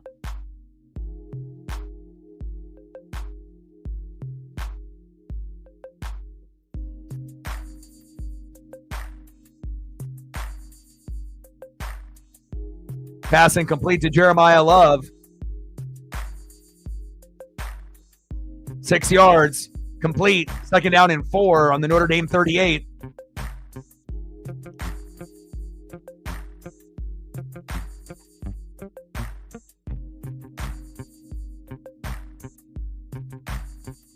And hopefully, this particular matchup, will be just as good tomorrow, which I feel it will be, and it's going to be higher scoring too. It could end up being a fucking shootout like the Bills and Lions, where we might get like a 44-41 kind of game, or 38-35, 38-34 kind of game. But, there's definitely going to be more splash plays tomorrow, but every single play here in the fourth quarter is magnified. 24-17, Nittany Lions.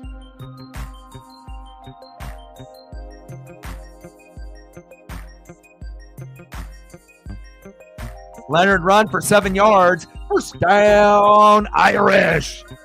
With the chains.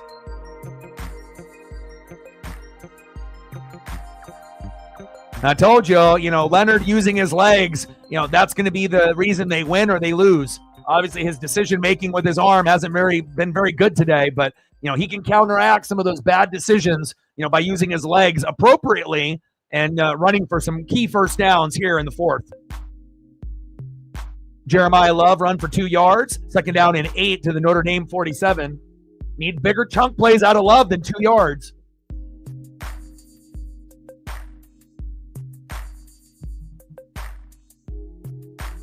Oh, nice hurdle. Golly.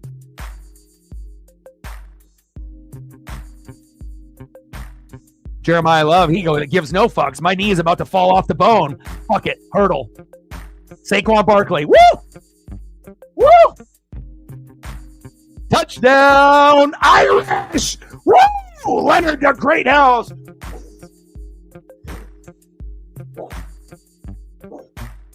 Let's go. You the man. Way to bail them out. What a play. This fucking Orange Bowl. Let's go. Wide open. Defender falls down. Jukes another one out of his cleats. Skunk.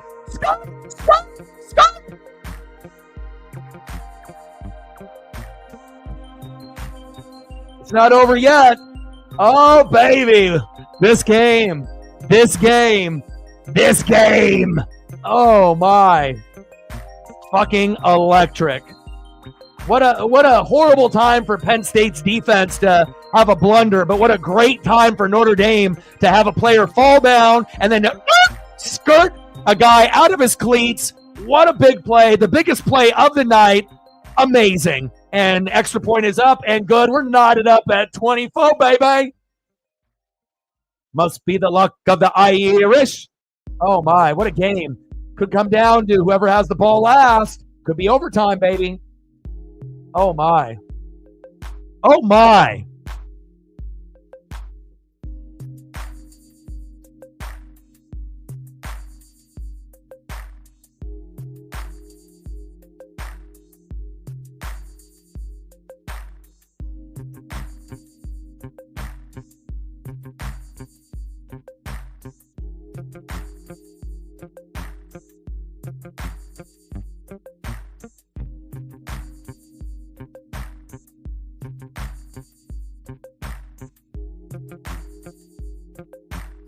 Jaden Greathouse. Oh, fuck. Wow. What a play. What a fucking play. That's how you goddamn redeem yourself, Riley.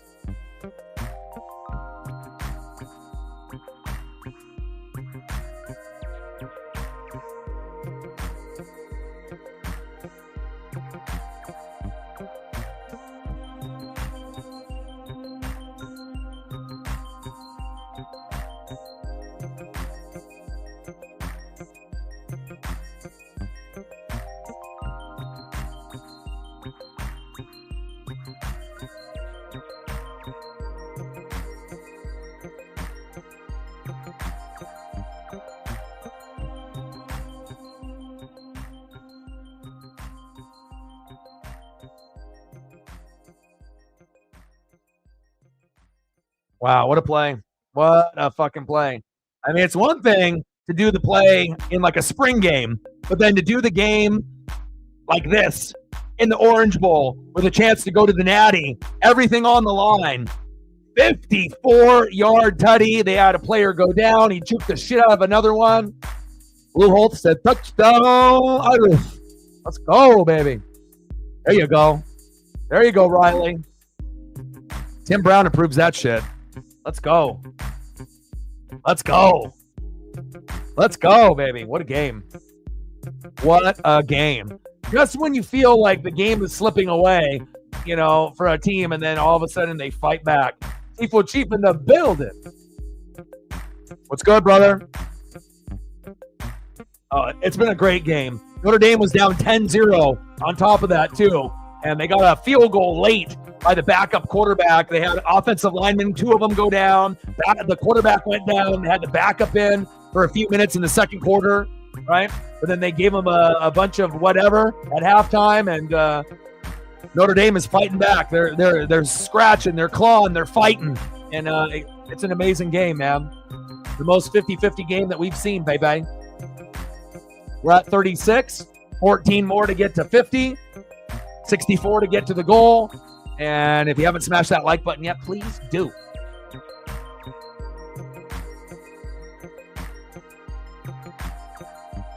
Help your boy out.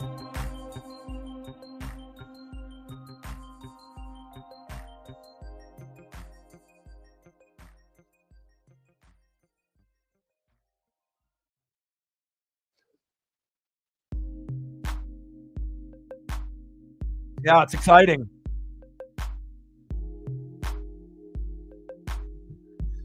Oh, my God. What a game, what a game, what a game. 10-3 score at halftime. Penn State was up. Notre Dame with 21 in the second half, 14 for Penn State. And it definitely feels like, the next fuck up could decide the game. And maybe whoever has the ball last could end up winning the game. But also, it could go to overtime. But again, I have a pretty good pulse, on college football, and having this game be 24-24, being the most even matchup up to this point, which I felt that was the correct thing to say. It definitely is. I mean, we're at 4:38 left. We're tied up at 24. Notre Dame was down by 10, no problem. And we'll see who ends up, finding a way to get themselves a ticket to the Natty. False start.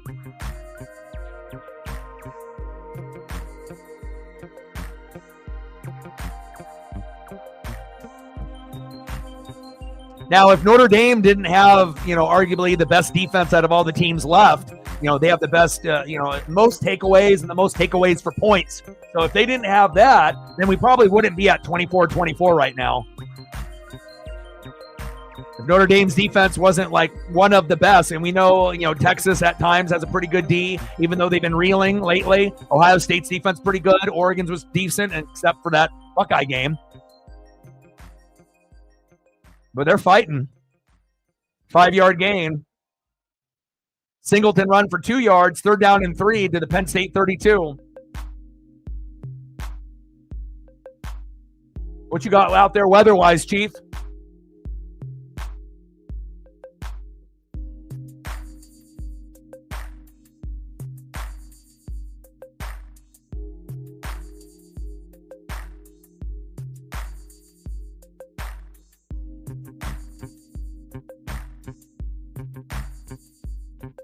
Got to wrap them up the first time.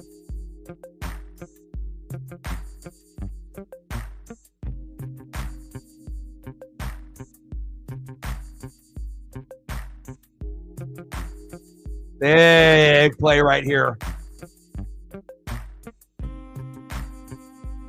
Aller run for no gain. 4th down and 3. Woo! Wow.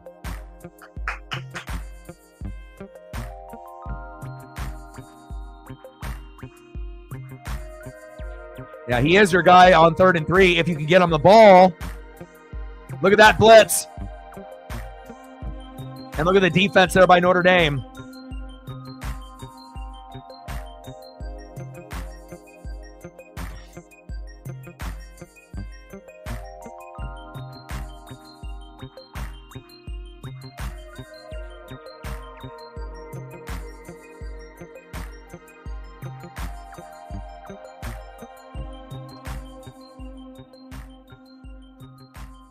Yeah, they definitely have to, but look at where the ball is. They're punting. There's no punt. There's no fake there. Because if you bobble if you fuck up this with less than 2:45 left, you lose. So they're already in field goal range. A couple first downs, game's over. So there's no fake there. If they were on the opposite side of the field, maybe there's a fake, but not when you're on your own. So you're good here.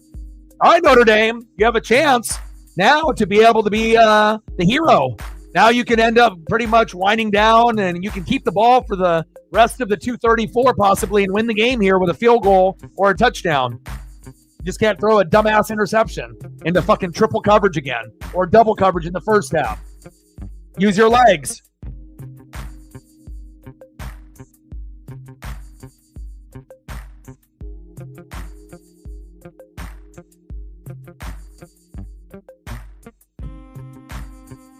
Yeah, I went Panthers, Falcons, Saints for 4 years in a row, and the Bucks for 4 years in a row. But the Falcons will win the division at some point with Michael Penix Jr., believe that. Handoff. There we go. Darian Price for 8 yards, 2nd down and 2. Tick, tick, tick, tick, tick, tick, tick, tick, tick, baby.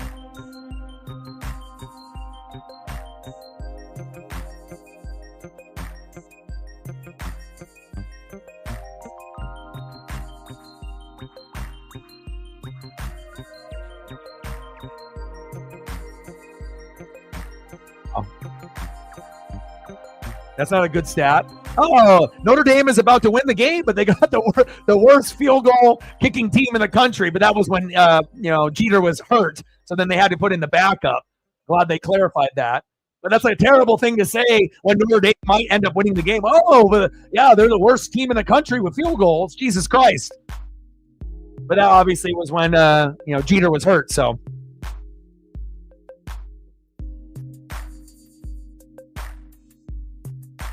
2-minute warning. What a game. What a game, baby.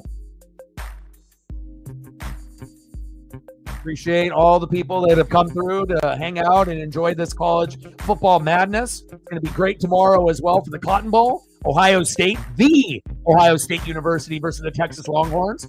And even though I'm a Duck fan, I really love watching those two teams battle it out. They're really fun to watch.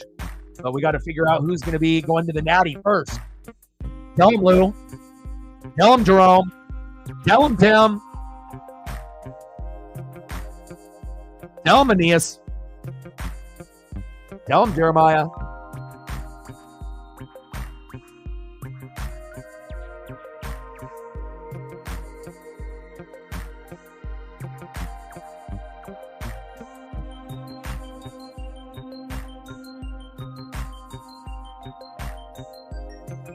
See if we get a Notre Dame, Ohio State Natty.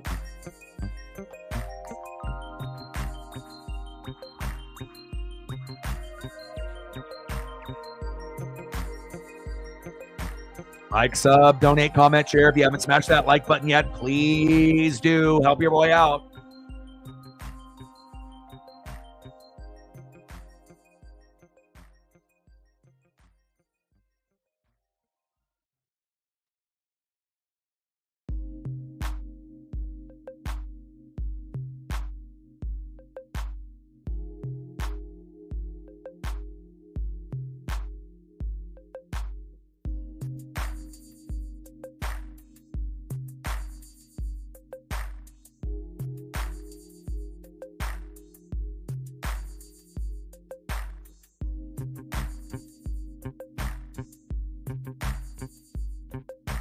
Yeah, a lot can happen. Obviously we don't want to have any turnovers here because if you turn over the ball, you lose. So, no fumbles, no picks, be very efficient here, and again, you don't have to rush, make sure that you're very efficient here with your play calling, just slowly but surely keep moving the football in the right direction. And, if it ends up being a 27-24 victory, Notre Dame isn't going to care. They were down 10-0. People were giving up on them, but again, it's not over till it's over.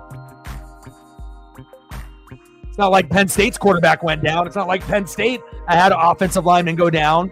And Notre Dame got the worst end of the stick with the holding calls where Penn State blatantly held twice. And, Notre Dame really hasn't got payback for that yet. So, but if they win, they won't have to worry about that. Hand off on 2nd down and 2. Good stop by the Nittany Lions. Riley Leonard run for 3 yards. First down.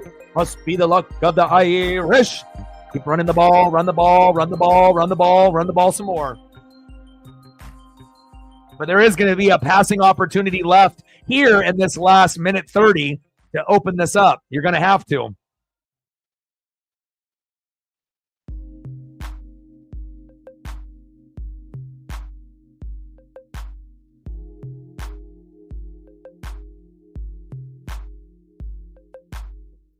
And you got an injury. You got a man down. Uh-oh. Hopefully he's okay.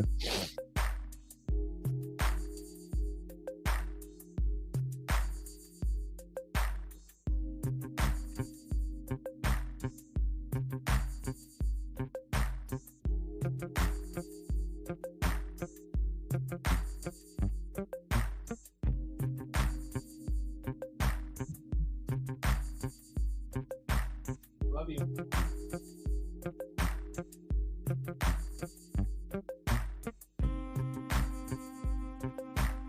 Also, what will be very key for Notre Dame winning the game and not missing the field goal to win is depending on where the hash is. Remember, you got a left-footed kicker, not a right-footed kicker. So if it ends up being a left-footed kicker and it's on the left or the right hash, it's going to be kind of tough, depending on the angle. Even if it's a pretty good kicker, like most kickers are right-footed kickers. It's very rare to see a left-footed kicker like a left-handed thrower. You see more of those than you do left-footed kickers. So, that is going to be something. But if they can get it within range, they should be able to get it done with Jeter.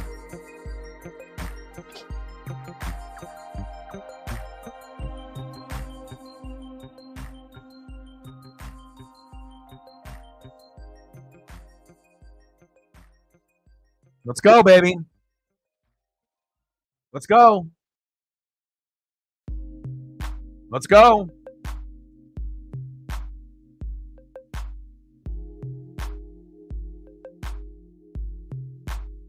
Leonard running again. Flag on the play. And now what are they going to call? They're going to call holding on fucking Notre Dame? You better not. You sons of bitches. I better not see that shit.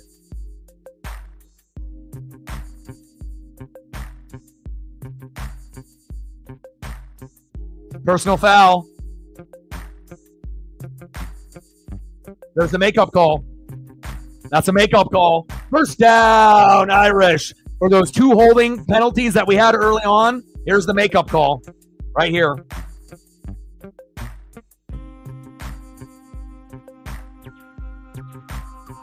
You got a slight hold on the Notre Dame offensive lineman as well, but obviously hit to the head. Hands to the face. Leonard run for 5 yards, second down and 5 on the Penn State 44. Jeter warming up on the sideline, baby. Channeling his inner Derek. Get rid of it, Riley. Don't fall down, baby. Now Riley running like he's running from the cops towards the sideline. 5-yard gain. Run from the cops, baby. Run like you stole it. Run like you robbed it. Let's go. But at least they got the makeup call before the game ended. And we'll see if Niach can get it done. Leonard pass incomplete. Third down and 5 on the Penn State 44, but you got to get in range. You got to get in range, baby.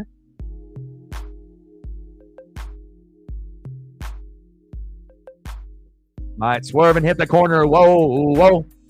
Come on, Riley. Good defense there by the Nittany Lions.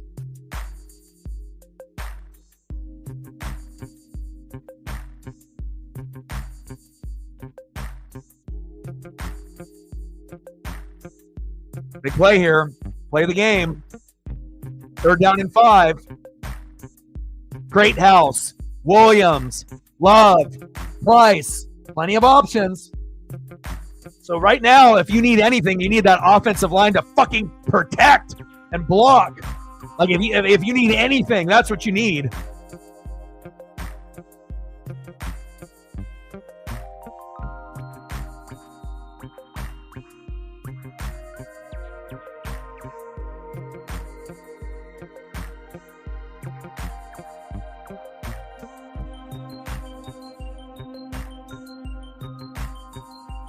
And emotion.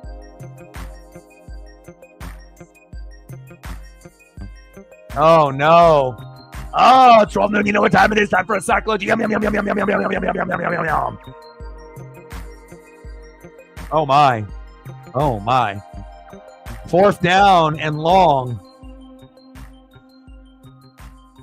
The fuck is he doing running into his own guy? Damn it.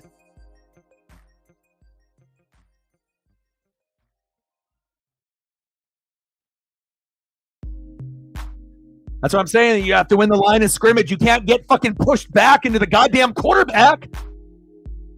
Jesus Christ.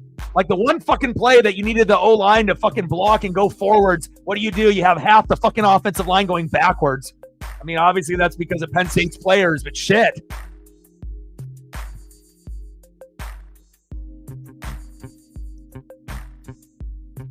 This game has been intense from the very beginning.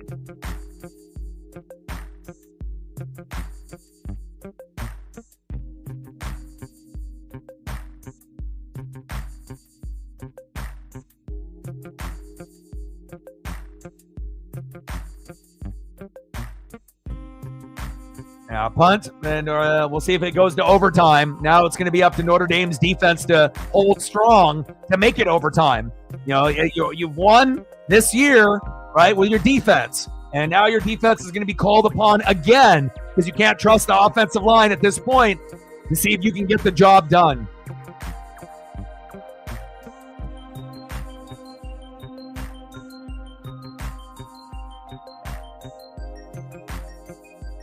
You know, this would be a great time for a pick six or a fumble for a touchdown.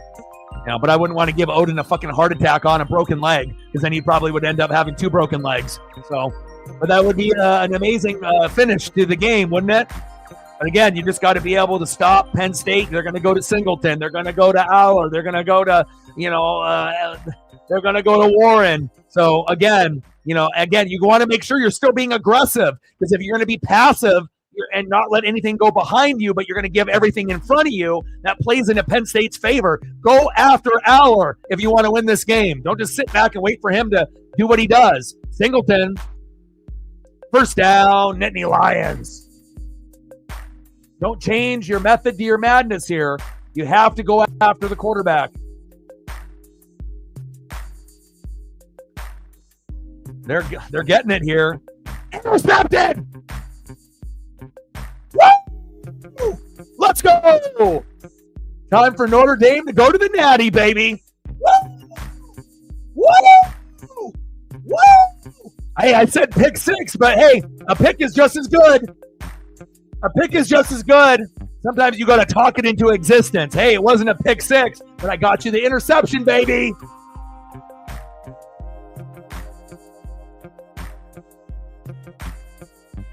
Notre Dame, it's a defense. Defense wins games. Defense wins championships. Bang, bang, bang. Penn State, bye-bye. Bye-bye. There you go.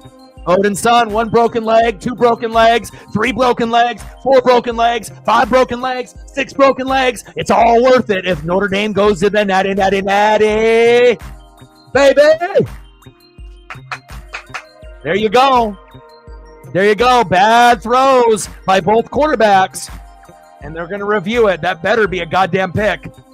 Don't be giving me some bullshit that hit the ground. Let me look again. Underneath.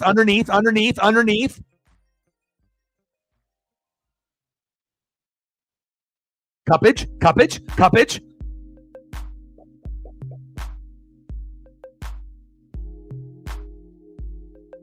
Hell yeah, baby. Hell yeah. Hell yeah. Odin's son going to break his other leg. Let's go. $4 holla. Let's go, baby. Stacks on stacks, racks on racks. Little Cactus Jack. Bang, bang. I got Notre Dame and Ohio State in the Natty. Let's go. That shit is a pick.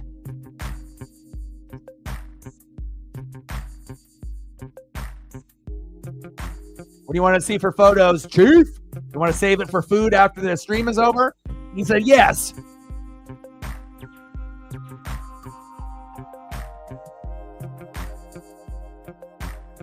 Let me swim in the corner. Whoa. Okay, I see you. Whoa. All right, baby. Notre Dame. Let's go. Like, sub, donate, comment, share. Help your boy out. Let's go. We ain't going to have 2 Big Ten teams in the Natty, baby. Plus, if you think about it, right, if you had Ohio State, Penn State ain't winning that.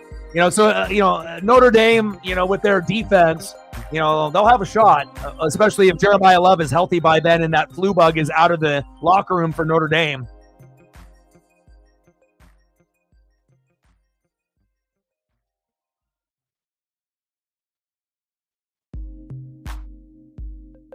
Yeah, because you guys had a good division. Thank Harbaugh for coming in. If you didn't have Harbaugh, then you guys, and also with Sean Payton and Bo Nix, Herbert and Bo showing that they can play. Duck quarterbacks coming into the NFL showing they can do it, baby. But the reality is, both of those dreams are going to die real quick.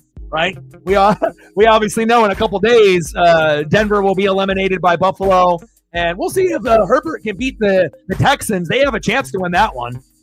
That one actually is a 50-50 matchup like this one. Leonard, look at him trying to hang on.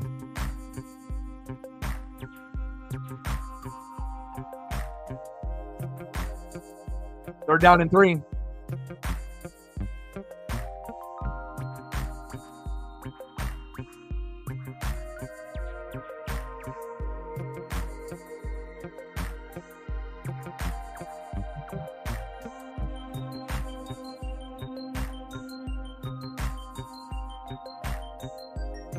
Hell yeah, baby.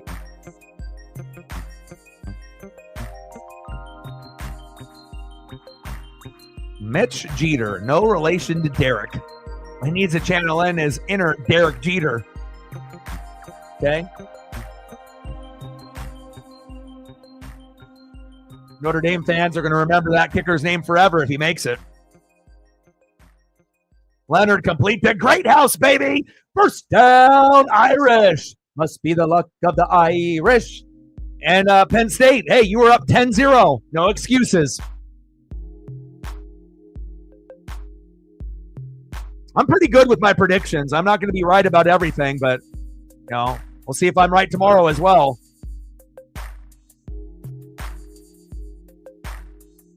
Great house, baby. Pass incomplete, 2nd down and 10. Just got to get a little bit closer for comfort.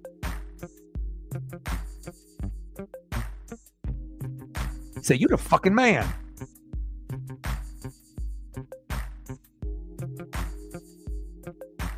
Go Notre Dame, finish the job, baby. Let's do it for Lou. Kick the field goal. Kick the field goal. Do it, Lou. Give him the luck. When we don't put Lou on the screen, they don't fucking win. Let's go. Kicker's 0 for 4 in go-ahead situations. That's not a good stat to see. 42-yarder. Let's get it a little closer. Let's get into the 30s, baby. How much timeouts are left here?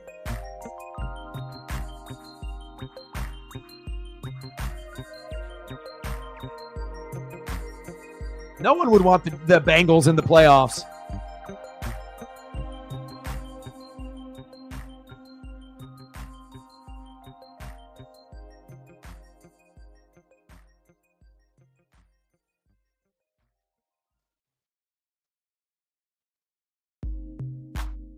I know, Daddy's almost done, Paisley. I love you. Paisley giving me the Popeyes. Daddy, snuggle with me. Snuggle with me. We need to go for a long walk. I need to eat some dinner, but we need to be able to get a victory here. Leonard run for 2 yards. 4th down and 8. And here's the opportunity here.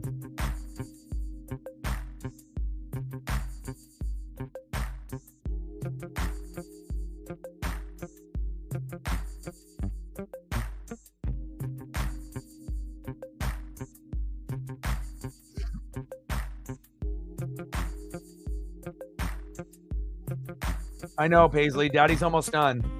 Daddy has to work hard so that way I can buy your dog food and take care of you. Final timeout.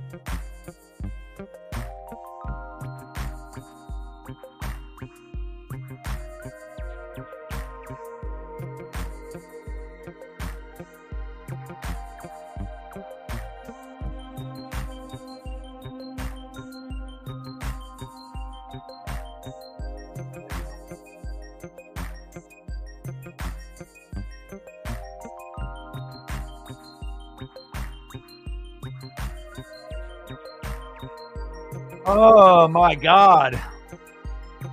Like, sub, donate, comment, share. Help your boy out.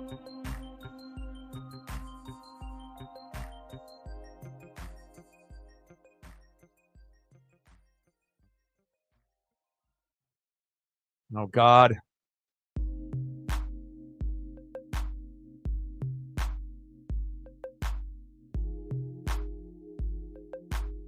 "41 yards. Kick is up and good.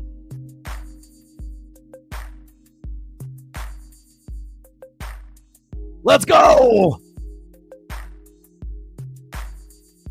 Nice.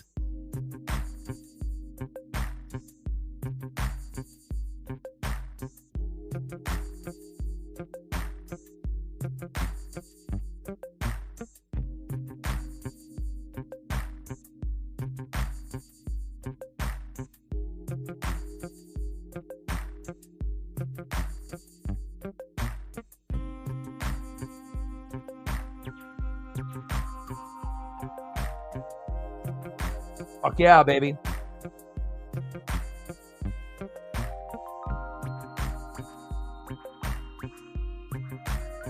Let's go, baby.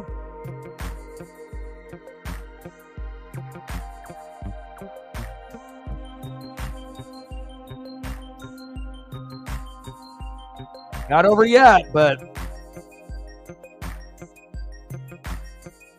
And they were down 10-0. You know, again, it's going to, you know, some teams, you know, and again, I never go against a team that has the better defense. If you've got a better defense, defense wins games, defense wins championships. And again, it was ugly early on, but that's what makes the heart of a champion, you know. And when you have a good coach like Marcus Freeman, they haven't had that since Lou Holtz. Huge. Now they just got to be able to hold on.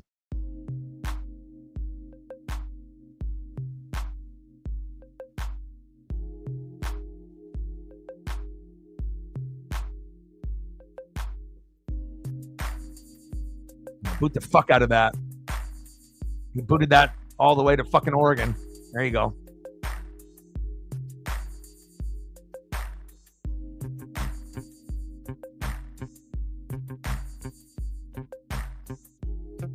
You got to be careful here, you know. Now, if they actually had players like Ohio State where they could run like a hook and ladder, you could score a touchdown off of that. But they don't really have a Jeremiah Smith to be able to run a play like that. But if they did, you know, that's what I would be running right here. But again, you have to have the personnel to run it. Pass incomplete. There we go. One more play. Let's go, Irish. Yeah, Irish are going to win this.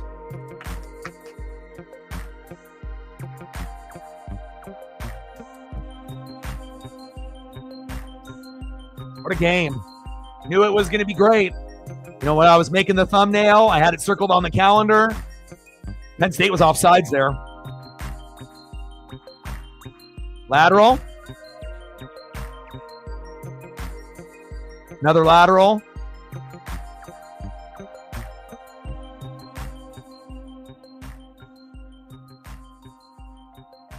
Let's go. Irish Natty, baby. Congrats, dude. You know, I wish that Oregon was able to make it to that point, but, you know, I'm really happy for you. You know, like I said, and I don't usually pick wrong. You know, when I pick Super Bowl winners, AFC, NFC championship game, really any sport, you know, I don't feel like my winning percentage on my predictions is usually like 90% or better. And looks like I get another one on the win column. Final score, Notre Dame 27, Penn State 24. Must be the luck of the Irish. Odin's about to empty out the bank account into O-Dogs. Boom, boom, boom. What a game. Nice job, dude. Hell yeah.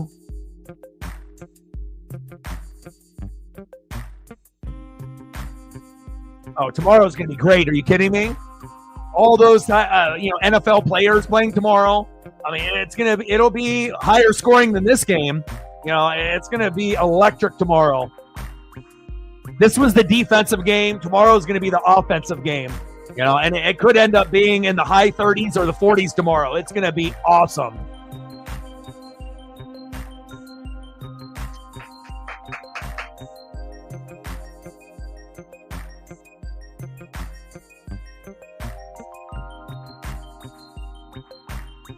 Hell yeah, man.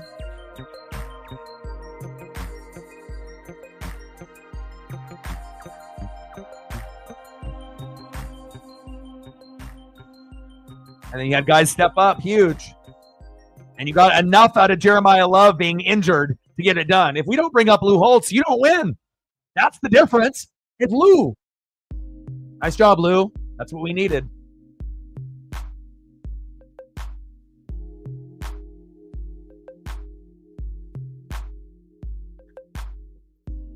Amazing. All right, Chief. Well, Chief, what do you want to do for food?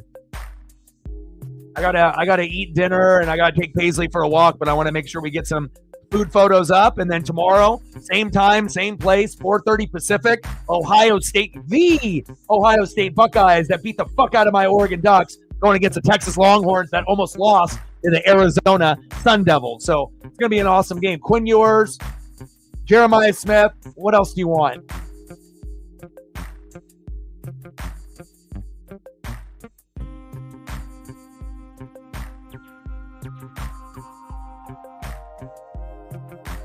Plus, you can't have the third best team in the fucking Big Ten make the Natty. You know what I'm saying? It's like, I get it. They were in the game, but you can't have the third best team. Ohio State and Oregon are better, make it to the Natty. I'm sorry. I know the Big Ten is deep and we're the best conference, but, you're going to have one team maybe make it, but not two.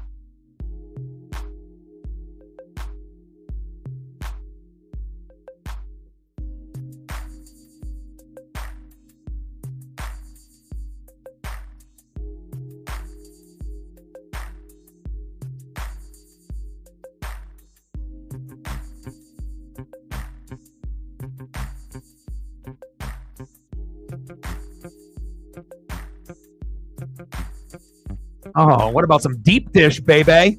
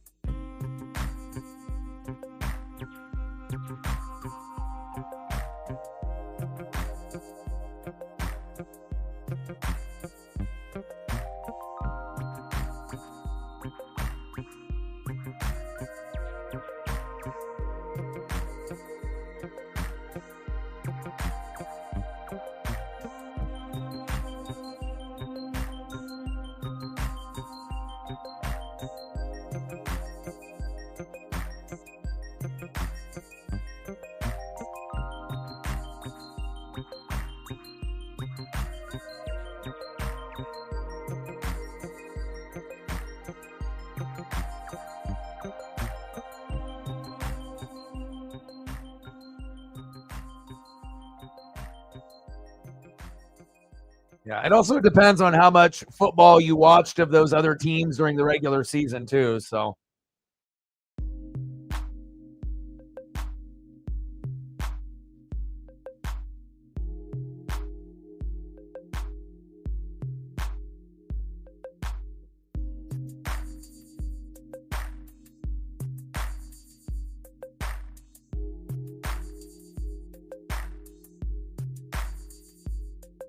Yeah, I'm hungry. I need some dinner.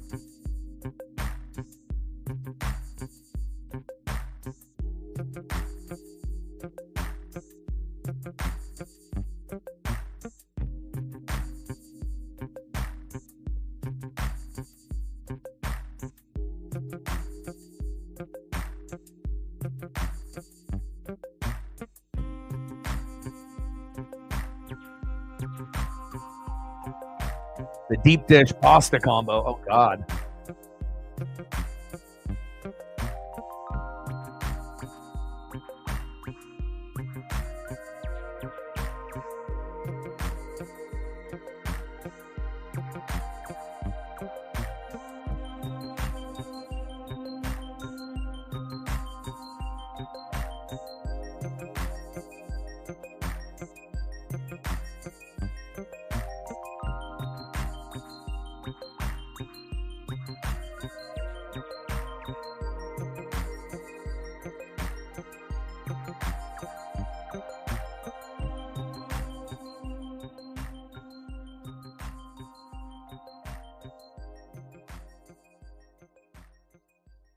Gosh, I haven't had pizza in such a long time.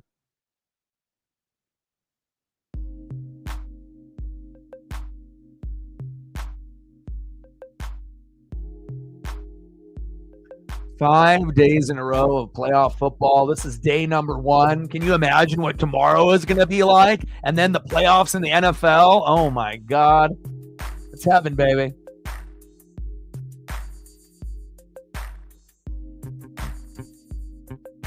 Wow, longest play of the year, and they saved it for the game to make it to the Natty. Great.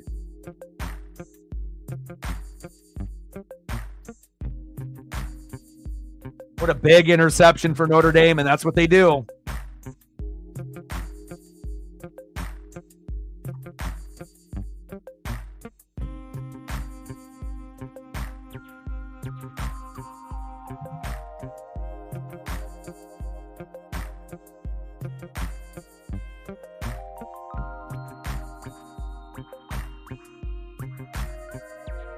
Oh my God, I'm so hungry right now. This is ridiculous. I can literally taste these photos. This is not fair. Oh my God. Notre Dame, I see you.